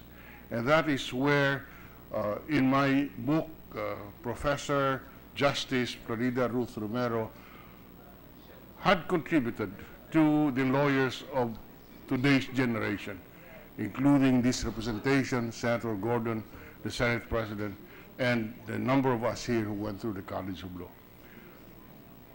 I was with Justice Romero in the office of the President when she was the Presidential Legal Counsel, and I was the Executive Secretary. Just a vignette of the family code that she led in revising. The problem before was that there was a situation where, because of our archaic laws, where we do not recognize divorce even of Filipinas who are married to foreigners, who gets divorced. The Filipina ends up being married to somebody who is not married to her. And it was Florida Ruth Romero who inserted that clause in the family code, which recognized as valid a divorce secured by a foreigner insofar as the ability of the spouse to marry again in the country. And this is the kind of liberal thinking, this is the kind of innovative legal acumen that Justice Florida Romero displayed in her life as a legal scholar. So indeed, it was a loss to the legal profession that she left us, but we'll always remember her with fondness, and the legal profession indeed owes Justice Florida Ruth Romero a debt of gratitude for nurturing into the legal community many lawyers who today contribute to Philippine society. Modesty aside, I don't think Senator Gordon and myself would belong to that kind of class, but nevertheless, we indeed mourn the passing of Justice Florida Ruth Romero. So it is on that note Mr. President, that I join and second the motion of Senator Gordon for us to pass this resolution on the to honor Professor Florida Ruth Romero. Thank you, Mr. President. I was just listening to you. Majority Mr. Leader. President, with the permission of the body, I move to adopt PS Resolution 569, subject to style. Is there any objection? There being none, PS Resolution number 569 is adopted, subject to style. May I have a few minutes suspension, Mr. President. Session suspended.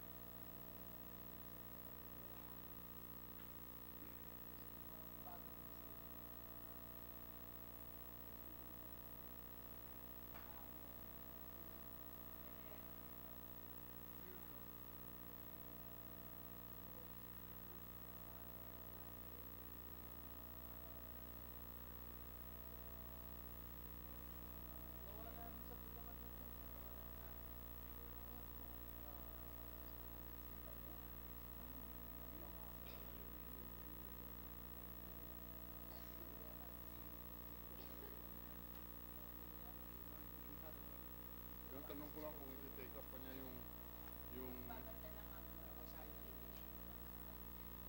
Sige. So, ha? Alam ko. Pagpila ko rito eh.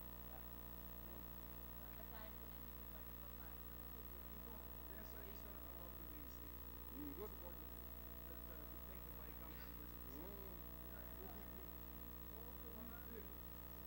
Mayayabang mo sukatan. Isa lang yan, tita. Isa lang.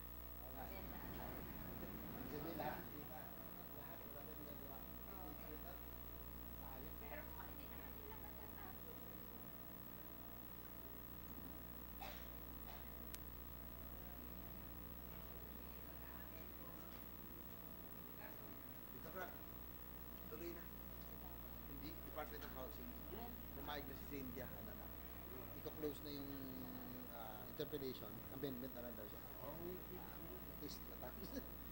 Baka abutin tayo ng sayang.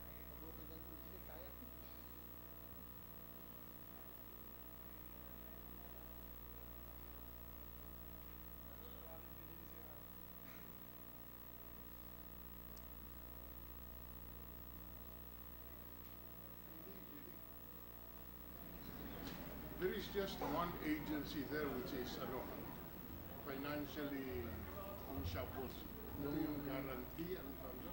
HGC, Home Guarantee Corporation. Ano yan, puno na. HGC. I don't do that. Because they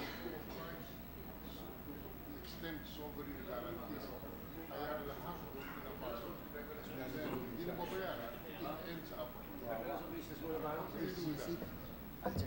Mr. President, we're ready to resume. Session is resumed. I move that we now proceed with the reference of business. Any objection? Hearing none, approved.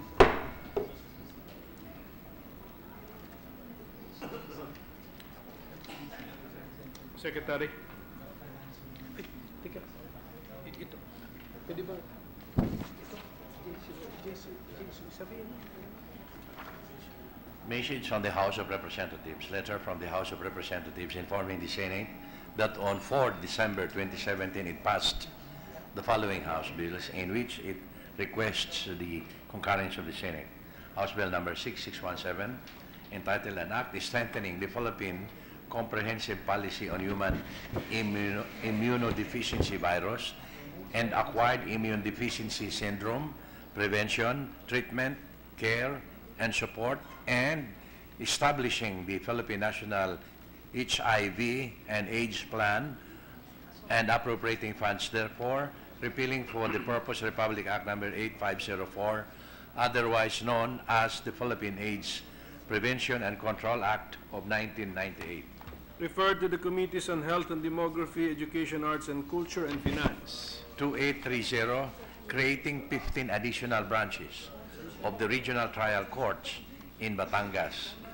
6580, creating 4 additional branches of the regional trial court in Zamboanga City. To the Committees on Justice and Human Rights and Finance.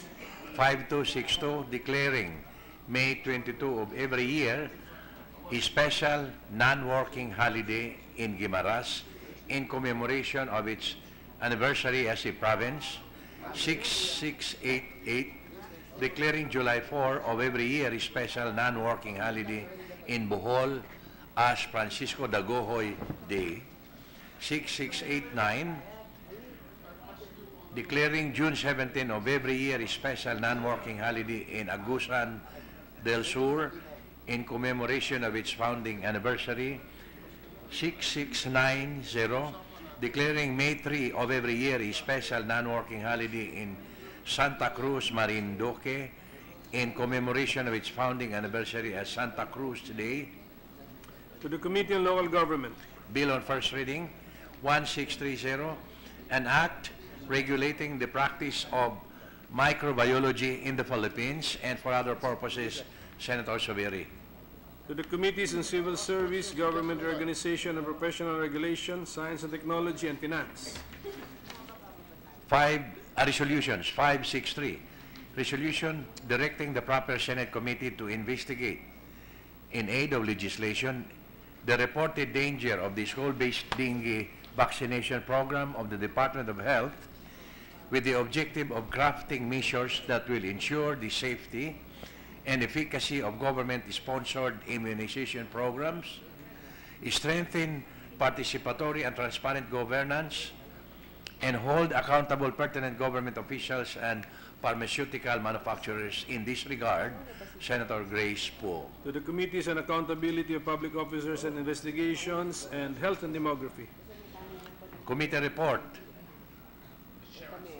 Committee report number 191. Excuse me, Secretary. President, What's the pleasure of Senator Gordon? The previous reading of that bill is already being investigated. Yes, it's an additional matter you will add to the agenda of the hearing. So we'll just have to incorporate it in the current hearing. Yes, sir. Thank you.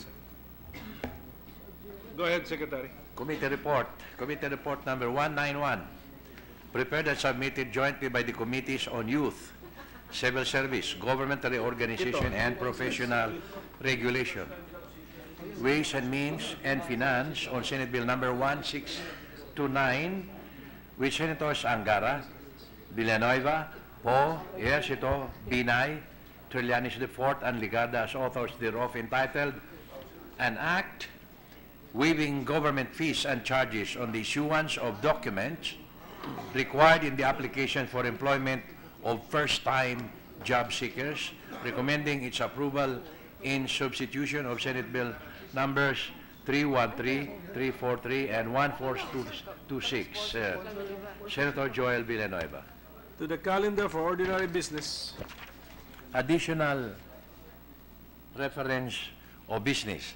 Message of the President of the Philippines, letter of President Rodrigo Roa Duterte to the Senate of the Philippines and the House of Representatives, dated 8 December 2017, asking the Congress of the Philippines to further extend the proclamation of martial law and the suspension of the privilege of the writ of habeas corpus in the whole island of Mindanao for a period of 1 year, from 1 January 2018 to 31 December 2018, or for much other period as the Congress may determine, in accordance with Section 18, Article 7 of the 1987 Philippine Constitution.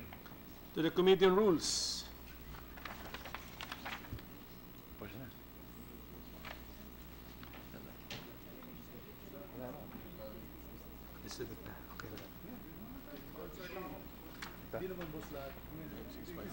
Oh.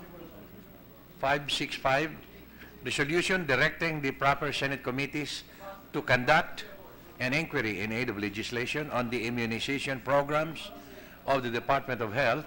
Senator Maria Lourdes Nancy Binay. To the Committees on Accountability of Public Officers and Investigations and Health and Demography. Committee report. Committee report number 192, prepared and submitted jointly by the Committees on National Defense and Security, Public Order and Dangerous Drugs, and Finance on Senate Joint Resolution number 11 with Senators Pimentel III, Lacson, and Hunasan II as authors thereof, entitled Joint Resolution Authorizing the Increase in Base Pay of Military and Uniformed Personnel in the Government and for other purposes, recommending its approval in substitution of Senate Joint Resolution numbers 9 and 10, Senator Hunasan II. To the calendar for ordinary business.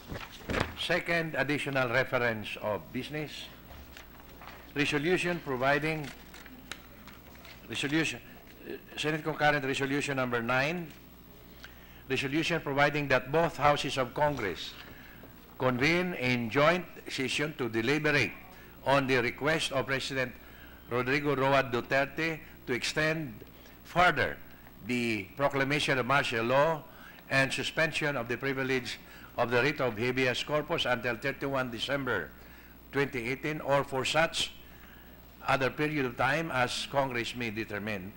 Senator Soto III. To the Committee on Rules.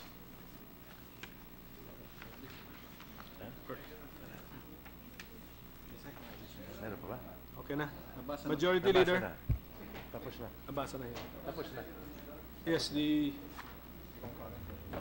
Mr. President, I move to transfer from the calendar for ordinary business to the calendar for special order Senate Bill 1629 under Committee Report 191. Any objection? Hearing none, approved. I move to consider Senate Bill 1629 under Committee Report 191. Any objection? Hearing none, approved. Will the Secretary please read the title of the measure? An act waiving government fees and charges on the issuance of documents required in the application for employment of first-time job seeker. Mr. President, to sponsor the measure, may we ask the Chair of the Committee on Youth, Senator Joel Villanueva, be recognized. Afterwards, Senator J.B. Ejercito will co-sponsor the measure, Mr. President. Senator Villanueva is recognized. Thank you, Mr. President. Thank you, Mr. Majority Floor Leader.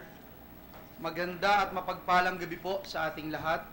Mr. President and my distinguished colleagues, it is my honor as chairman of the Committee on Youth to sponsor Senate Bill number 1629 under Committee Report number 191 for an act waiving government fees and charges on the issuance of documents required in the application for employment of first-time job seekers. If there's a Tagalog euphemism for someone who is jobless, I think the word tambay would be appropriate. Ang salita pong tambay ay mula sa salitang Ingles na standby o standby naman sa Tagalog. Ambivalent o maraming kahulugan ang tambay, pero isang ibig sabihin nga po nito, naghihintay ng tamang oportunidad. Naghihintay ng swerte, naghihintay ng pagkakataon. Sa palagay ko po, Ginoong Pangulo, isang paglalarawan ito ng sitwasyon ng maraming bilang ng mga kabataang Pilipino, lalo na po ang mga fresh graduate. Mr. President, according to a study conducted by the Asian Development Bank entitled, Are Filipino Youth Off to a Good Start? The school-to-work transition for many young Filipinos is associated with change, waiting, and uncertainty. Consequently, Mr. President, it takes a high school leaver up to 3 years to find a first job, while it takes a college graduate 1 year to find a first job. The ADB study also said that regulations and restrictions on employment arrangements is one of the strong factors influencing their school-to-work transition. Mr. President, maraming iba pang dahilan kung bakit napapahaba ang pagtambay ng ating mga kabataan katulad ng educational attainment, job skill mismatch, attitude, at kasama rin ang asking salary. Pero hindi po mabubura sa listahan ang tagal ng kanilang paghihintay para makakuha o makakumpleto ng mga dokumentong kailangan nila para makapag-apply o makapagsimula sa trabaho. Mr. President, simple lang po ang ipinapanukala natin ng ating committee. Kasama si Senator Grace Poe, ang aking seatmate, Senator Angara and Senator J.V. Ercito. Ito po ay ang pagtatanggal ng mga bayarin sa mga dokumentong kakailanganin ng mga first-time job seekers para ma-in agad sila sa trabaho. So makatuwid, Mr. President, kontra-tambay ang panukalang batas na ito dahil kahit papaano, mapapabilis ang paghihintay ng mga fresh grad na dumating, iyong pagpapala o tamang pagkakataon sa kanila. Mr. President, our proposal is to exempt first-time job seekers from the fees required by government agencies for documents necessary for job application. First-time job seekers include fresh graduates, students who have taken leaves of absence, and those who are not engaged in employment or education. Let me cite some of these pre-employment documents. 1, police clearance certificate, NBI clearance, barangay clearance, medical certificate, birth and or marriage certificate, tax identification number, and other documentary requirements issued by the government that may be required by employers for first-time job seekers. Nililinaw po natin, Ginoong Pangulo, na ang pagtatanggal ng mga bayarin ay para lamang sa ating mga kababayang hindi pa nagkakaroon ng trabaho o unang beses pa lamang nag-a-apply sa trabaho. Mr. President, sa pagsusuri po natin, mabigat po ang bayaring ito sa mga first-time job seekers na financially dependent pa sa kanilang mga magulang o nakakatandang kapatid o kamag-anak na kumikita na. Iyon pong police clearance, for instance, Mr. President. Ang bayad po dyan ay between 80 pesos to 300 pesos. Ang National Bureau of Investigation clearance, kung para sa local employment, 115 pesos. Sa barangay, kapag kumuha ka po ng clearance for local employment, ang pinakamataas na singil dyan, 100 pesos. Yun pong medical certificate, kung sa government hospital kukuhanin, mas mura, 30 pesos. Pero pataas po ito kung hindi sa government hospital. Yung pinakamahal nga po na narinig natin ay 500 piso. Hindi po nawawala sa listahan ng mga dokumentong itong yung pong authenticated birth and marriage certificate mula sa PSA o NSO. Kung walk-in ang application, 140 pesos per copy, at kung online, 350 pesos per copy. Kung manghihingi ang employer ng Senomar o Certificate of No Marriage, 195 pesos, Mr. President, per copy. Kung walk-in ka po, at 450 pesos naman kung via helpline. Mr. President, Ginoong Pangulo, marami pang ibang documentary requirements na hinihingi sa mga job applicants kagaya ng transcript of records. Halimbawa po, sa graduate ng UP, 100 pesos po yan kung original copy at 20 pesos per page per certified true copy. may sedula pa na ang range ng fee between 5 pesos to 100 pesos. Ginoong Pangulo, kung susumahin po natin ang maximum amount na nabanggit ko, mahigit 2,000 po ang dagdag na gastos para makakuha ng mga dokumentong ito at para makapag-apply ng trabaho sa isang kumpanya, Mr. President. Imagine, kung ang applyan mong kumpanya ay 10 o 5. Hindi pa po kasama dyan, Ginoong Pangulo, ang pamasahe, pangkain, pangpa-photo ID, pagpapaprint ng resume at pambili ng dissenting damit na angkop sa interview. Mr. President, let me clarify that under Senate Bill number 1629, a proof of being a first-time job seeker in the form of diploma or certification shall be required to avail of the exemption or waiver from payment of fees. Ito po ay para hindi naman maabuso ang exemptions. Hindi rin po natin isinama ang aplikasyon para sa passport, driver's license, at PRC license dahil hindi naman po karaniwang hinihingi ang mga dokumentong ito ng mga employers. Let me also emphasize that our proposed exemption, Mr. President, shall only be availed of one time during 1-year period from date of graduation or date that the first-time job seeker left school. Isang beses lang po at sa loob lang ng 1 taon mula sa date of graduation or effectivity ng leave of absence pwedeng ma-avail ang exemptions. Ginoong Pangulo, marami pong fresh grad ang nakausap natin na nagpapatibay ng ating paniniwala na panahon na para tanggalin ang dagdag na gastos ng mga first-time job seekers. Ginoong Pangulo, nagkwento po sa atin si Miss Elaine Mirafuente. 20 years old po siya, taga Boac, Marinduque. Kakagraduate lang niya sa Marinduque State College at kapapasa lang sa katatapos na licensure examination for teachers or LET. Sa isang private school na inaplayan po niya, hiningan siya agad ng birth certificate at police clearance. Kakagraduate lang, naka 160 pesos po kaagad si Elaine sa 2 dokumento na ito, 140 pesos naman sa birth certificate at 20 pesos para sa police clearance. Sabi po niya, kumuha na rin siya ng mga dokumento na sa tingin niya ay i-require ng iba pang mga eskwelahan na a-applyan niya tulad ng NBI clearance kung saan gumasta siya ng 115 pesos. Nagpa-schedule na rin po siya ng medical examination sa isang DOH accredited clinic sa Marinduque. Sabi po ni Elaine, Ginoong Pangulo, ang laki naman ng gastos ko sa pagkuha ng board exam at hindi pa pala tapos ang gastos para sa pag-a-apply ng trabaho. Kakaiba naman po ang kwento sa atin ni Rood Ariete ng Quezon City. Bago pa siya gumraduate sa kursong psychology sa UP Diliman noong April 2016, nagsimula na po siyang mag-job search. Ilang araw bago siya magmarcha para tanggapin ang kanyang diploma, nagsimula na po siyang magtrabaho sa Deal Grocer, isang multinational corporation. Ang ni-require naman po sa kanya, birth certificate lang kung saan gumasta siya ng 280 pesos para sa 2 kopya. Nabanggit din niya sa atin ang online ordering system ng NSO. Namahalan nga po siya dahil kaya hindi niya po niya ito ginawa, kaya nag-walk-in na lang po siya papuntang NSO. Pagkapirma po ng job contract ni Rood, ni-require naman po siya ng SSS kung saan nagbayad daw siya ng 250 pesos. Para kay Rood, dapat mabilis pa ang pagkuhan, dapat mapabilis pa po ang pagkuha ng dokumento at babaan pa ang fees dahil wala pa naman po siyang sariling perang panggastos. Mr. President, Senate Bill 1629 is an employment-focused activation strategy that can lessen uncertainties among 600,000 fresh graduates annually. Hindi po natin intensyon na ilibre ang mga serbisyo ng gobyerno, lalo na at maapektuhan ang kita ng ilang frontline agencies, lalo na ang Philippine Statistical Authority o PSA.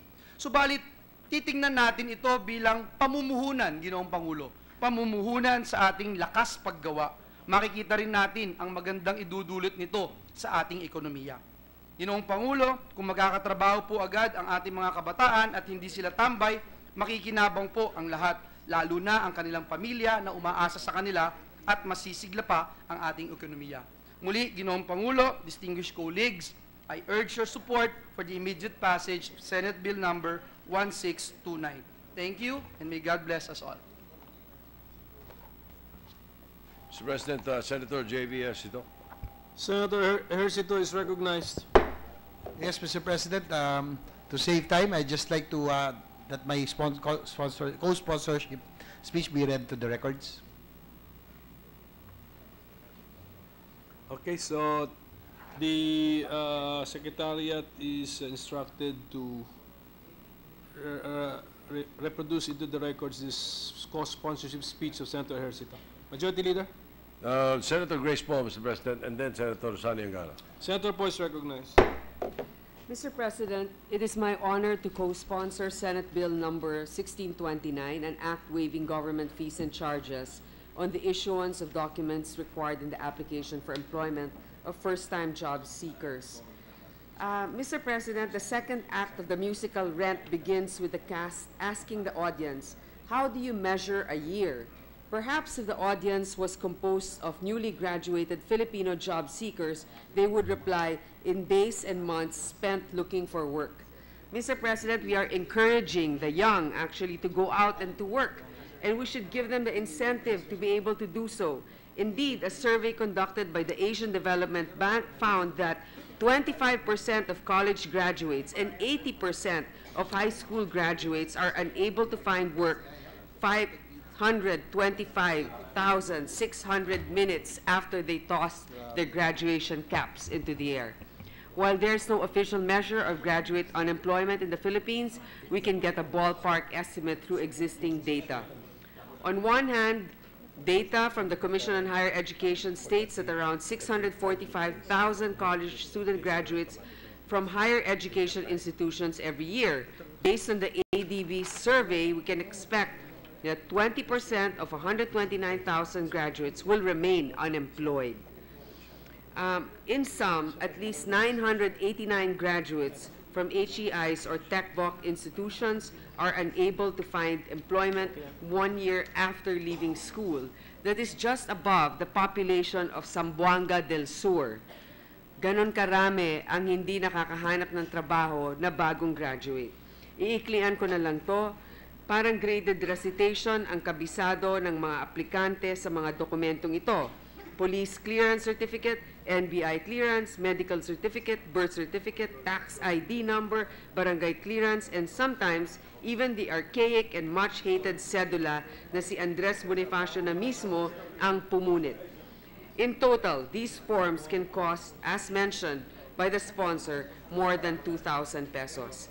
Mr. President, this bill is not a panacea to all of our labor market's aches and ails. However, it is a small measure which will make a huge impact on first-time job seekers.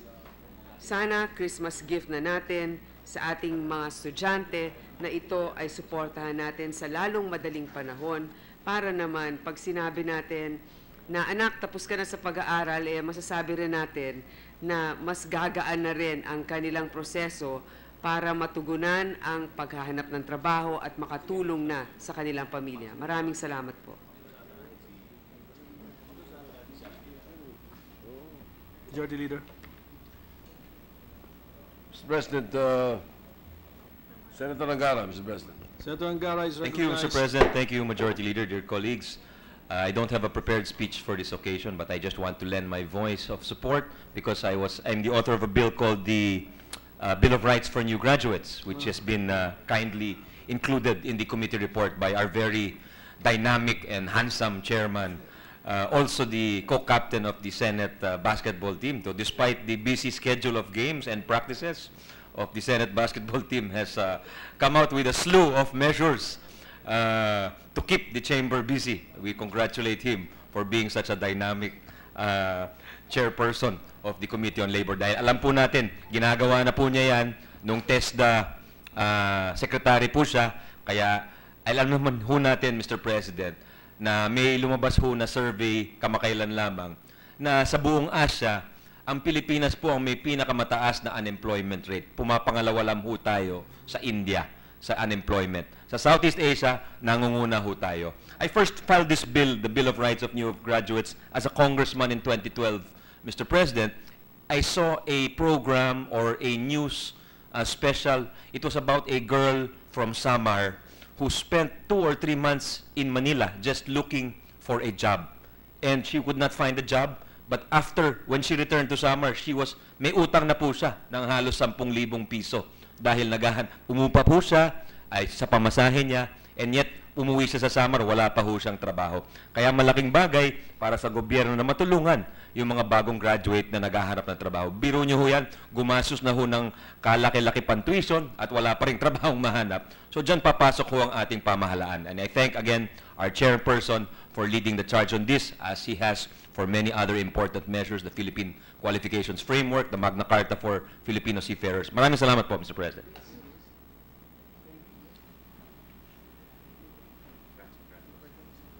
Thank you to our Bicam President, chair, and welcome back. To give time to the other members to study the proposed bill, I move to suspend consideration of Senate Bill 1629 under Committee Report 191. Is there any objection? Hearing none, approved. May I move to resume consideration of Senate Bill 1578 under Committee Report 162. Any objection? Hearing none, approved. This is the proposed measure on the Department of Human Settlements and Urban Development Act of 2017. Parliamentary status of the measure is that we're still in the period of interpellation. So I move to recognize sponsor of the measure, Chair of the Committee on Urban Planning, Housing, and Resettlement, Senator J.B. Ercito, and to interpellate the Minority Leader. The sponsor, Senator Ercito, is recognized, and to interpellate the Minority Leader.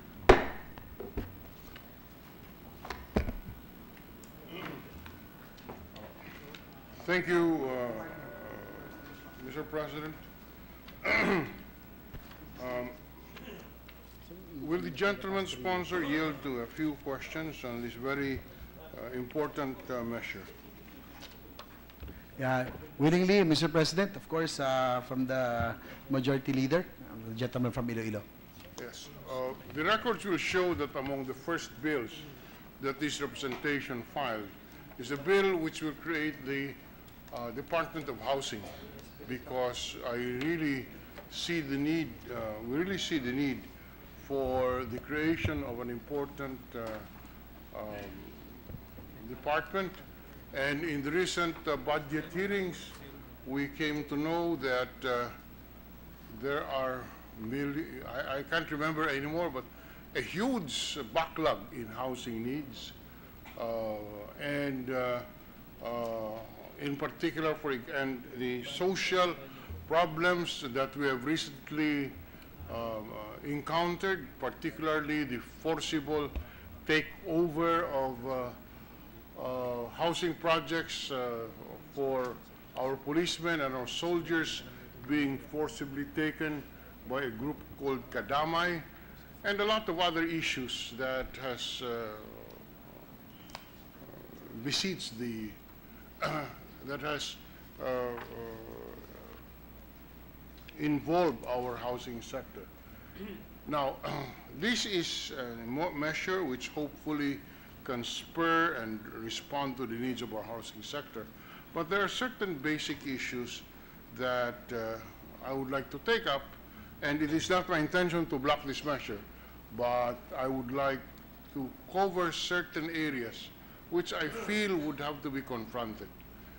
First, we note that there is being created a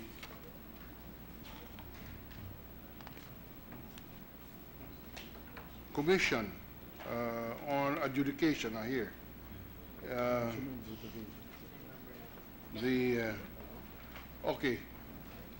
There is hereby, one of the offices created by this is the Human Settlements Adjudication Commission, or HSAC. We notice that it has very broad jurisdiction. For purposes of record, and for us to be able to study carefully this bill, can the sponsor spread into the record what is the present jurisdiction of the HLURB in terms of adjudication, and how would Chapter 6 of the proposed bill alter this jurisdiction? Because this is very important. Going through quickly, I would notice that the jurisdictions are so broad that it can include jurisdiction of the SEC, of the regional trial courts. And I am afraid that unless we are very careful, we will have a lot of jurisdictional issues that will crop up after we pass this law. So, firstly, for the record, what is the present jurisdiction of the HLURB, and how is the bill supposed to revise this?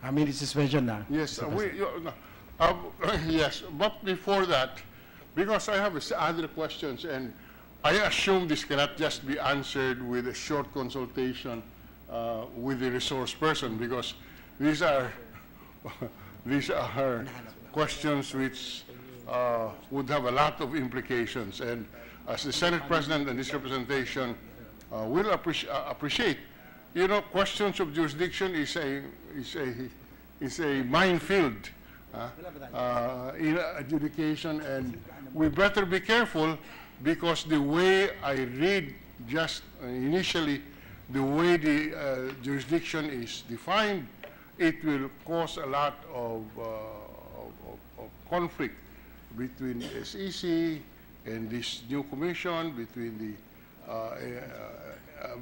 RTC.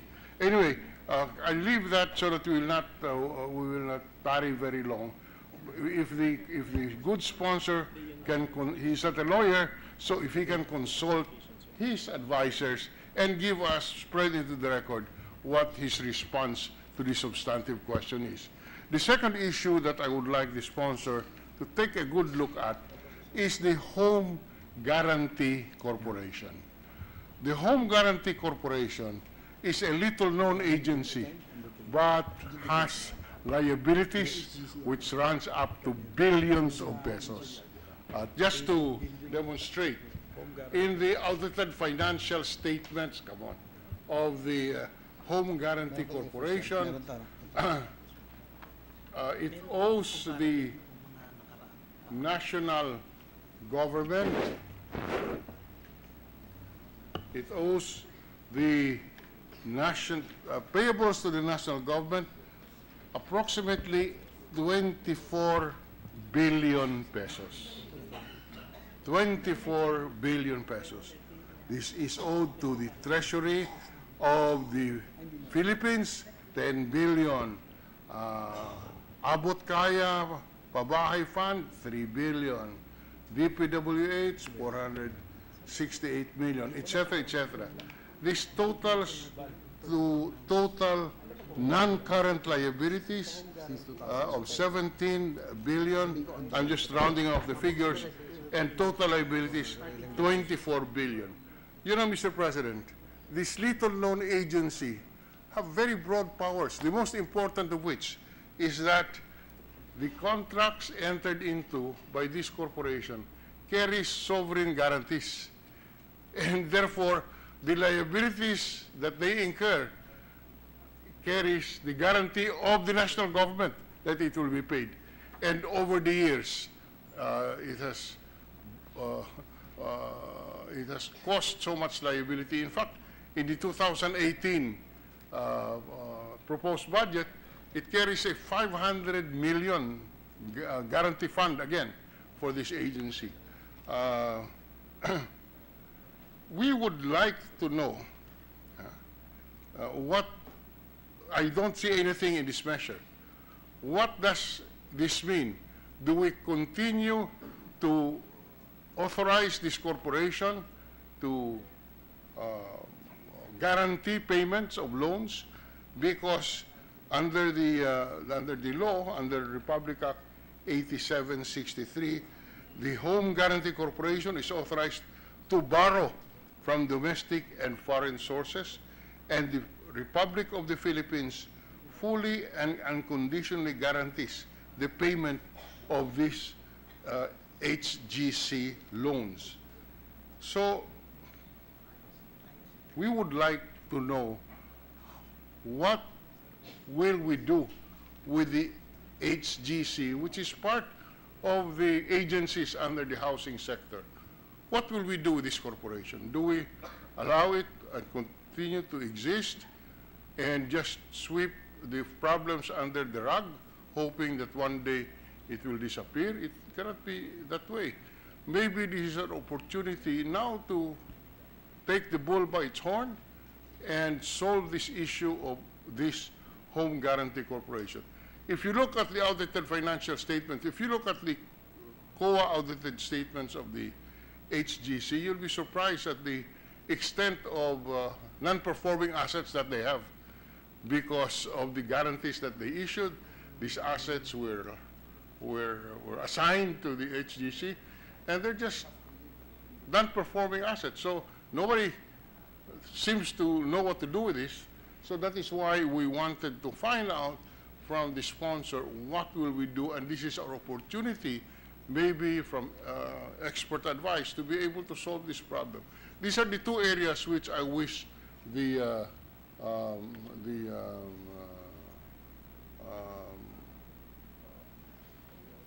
good sponsor can review, so that when we go and take this measure up again, the same will be spread into the record.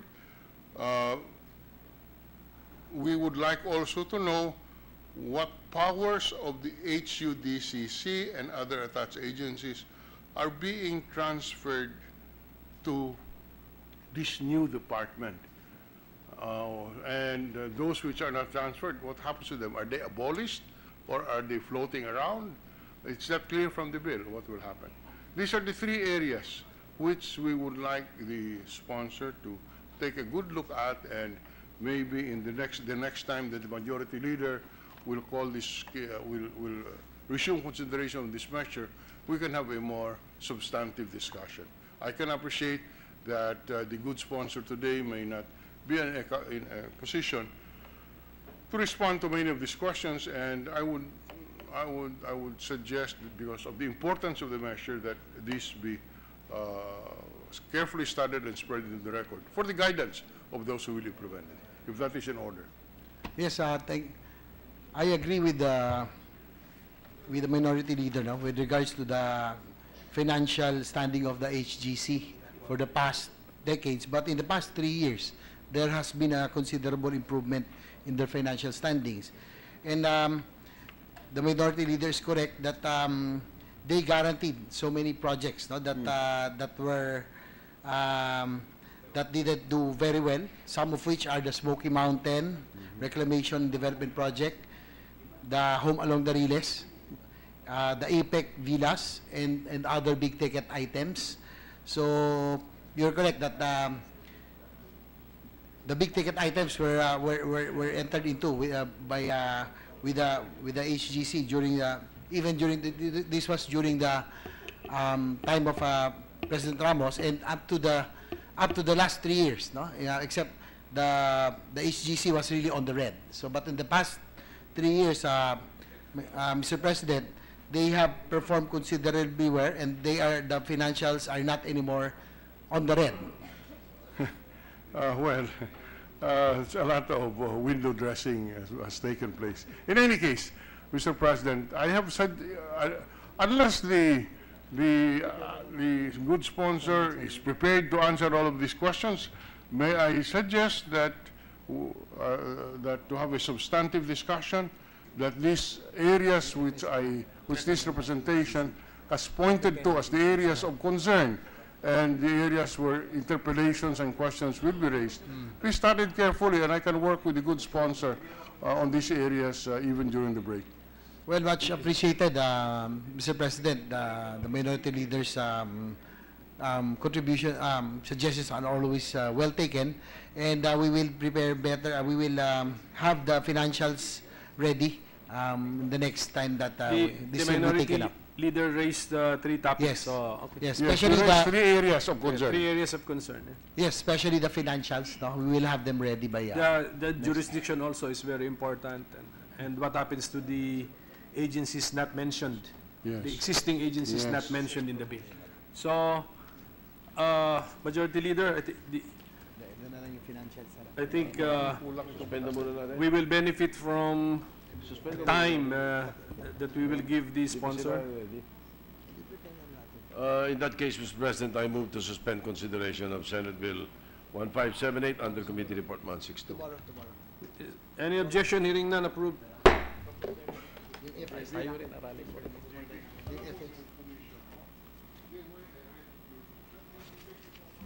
Mr. President, I move for the consideration of Senate Concurrent Resolution Number 9. Any objection? Hearing none, approved. May we ask the Secretary to read the title of the measure? Senate concurrent resolution providing that both houses of Congress convene in joint session to deliberate on the request of President Rodrigo Roa Duterte to extend further the proclamation of martial law and suspension of the privilege of the writ of habeas corpus until 31 December 2018 or for such other period of time as the Congress may determine, introduced by Senator Soto III. Mr. President, this is a concurrent resolution that will announce the convening of joint session on December 13 at 9 o'clock in the morning in the session hall of the House of Representatives. This is going to be on Wednesday, Mr. President, to deliberate on the request of the President. And so I move to adopt Senate Concurrent Resolution Number 9, subject to style, Mr. President, and that all the members of the Senate be informed. Any objection? Hearing none, Senate Concurrent Resolution Number 9 is hereby adopted, subject to style. Thank you. Mr. President, considering the urgent need for the Joint Congressional Oversight Committee on the Automated Elections System, JCOC-AES, to convene, and given the present circumstances of the chair of the Senate panel, with the consent of the body, I move that the Senate President reorganize the Joint Congressional Oversight Committee, Mr. President, Senate panel. thank you for that motion, Majority Leader. There's no objection. So pursuant to this authority given to me by the body and under our rules, allow me to reorganize the Senate panel to the Joint Congressional Oversight Committee on the Automated Election System as follows. The chairman will be Senator Escudero. The vice chairman is Senator Trillanes. And the members are the following: Senators Binay, Gatchalian, Gordon, Aquino, and Pangilinan. If you will notice, the distribution of 4 from the majority and 3 from the minority complies with the requirements of the law. Thank you, Majority Leader. Thank you, Mr. President. We take note of the manifestation. And also, Mr. President, also to manifest, we are in receipt of a letter. We've been given a copy of by Senator Joey Villanueva designating Senator Bam Aquino as his designation as subcommittee chairperson for Senate Bill number 1607, an act strengthening the employment rights for members of the Citizens Armed Forces of the Reserve Force of the Armed Forces of the Philippines and for other purposes. And the letter designates him as subcommittee chair, Mr. President. For the record, Mr. President. So the designation is hereby noted, and I approve it. Thank you, Mr. President.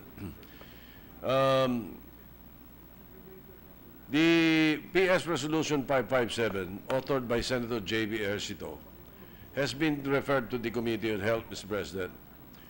But I move that it also be referred secondarily to the Committee on Public Accountability and the Accountability of Public Officers and Investigations, Mr. President. This resolution pertains to the dengue immunization program of the DOH on the adverse effects of its recipient. Yeah. Secondary referral, Majority Leader. So any secondary referral any to be objection to removed. the motion? Hearing none, approved. Lead health pa rin. Lead health pa rin.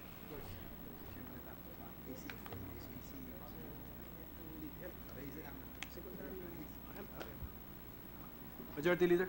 If there are no other matters, Mr. President, I move that we adjourn the session until 3 o'clock in the afternoon of Tuesday, December 12, 2017. Is there any objection? There being none, session is adjourned until 3 o'clock in the afternoon of Tuesday, December 12, 2017. But before I bang the gavel, we will have a briefing about martial law, 10 o'clock tomorrow. Session is adjourned.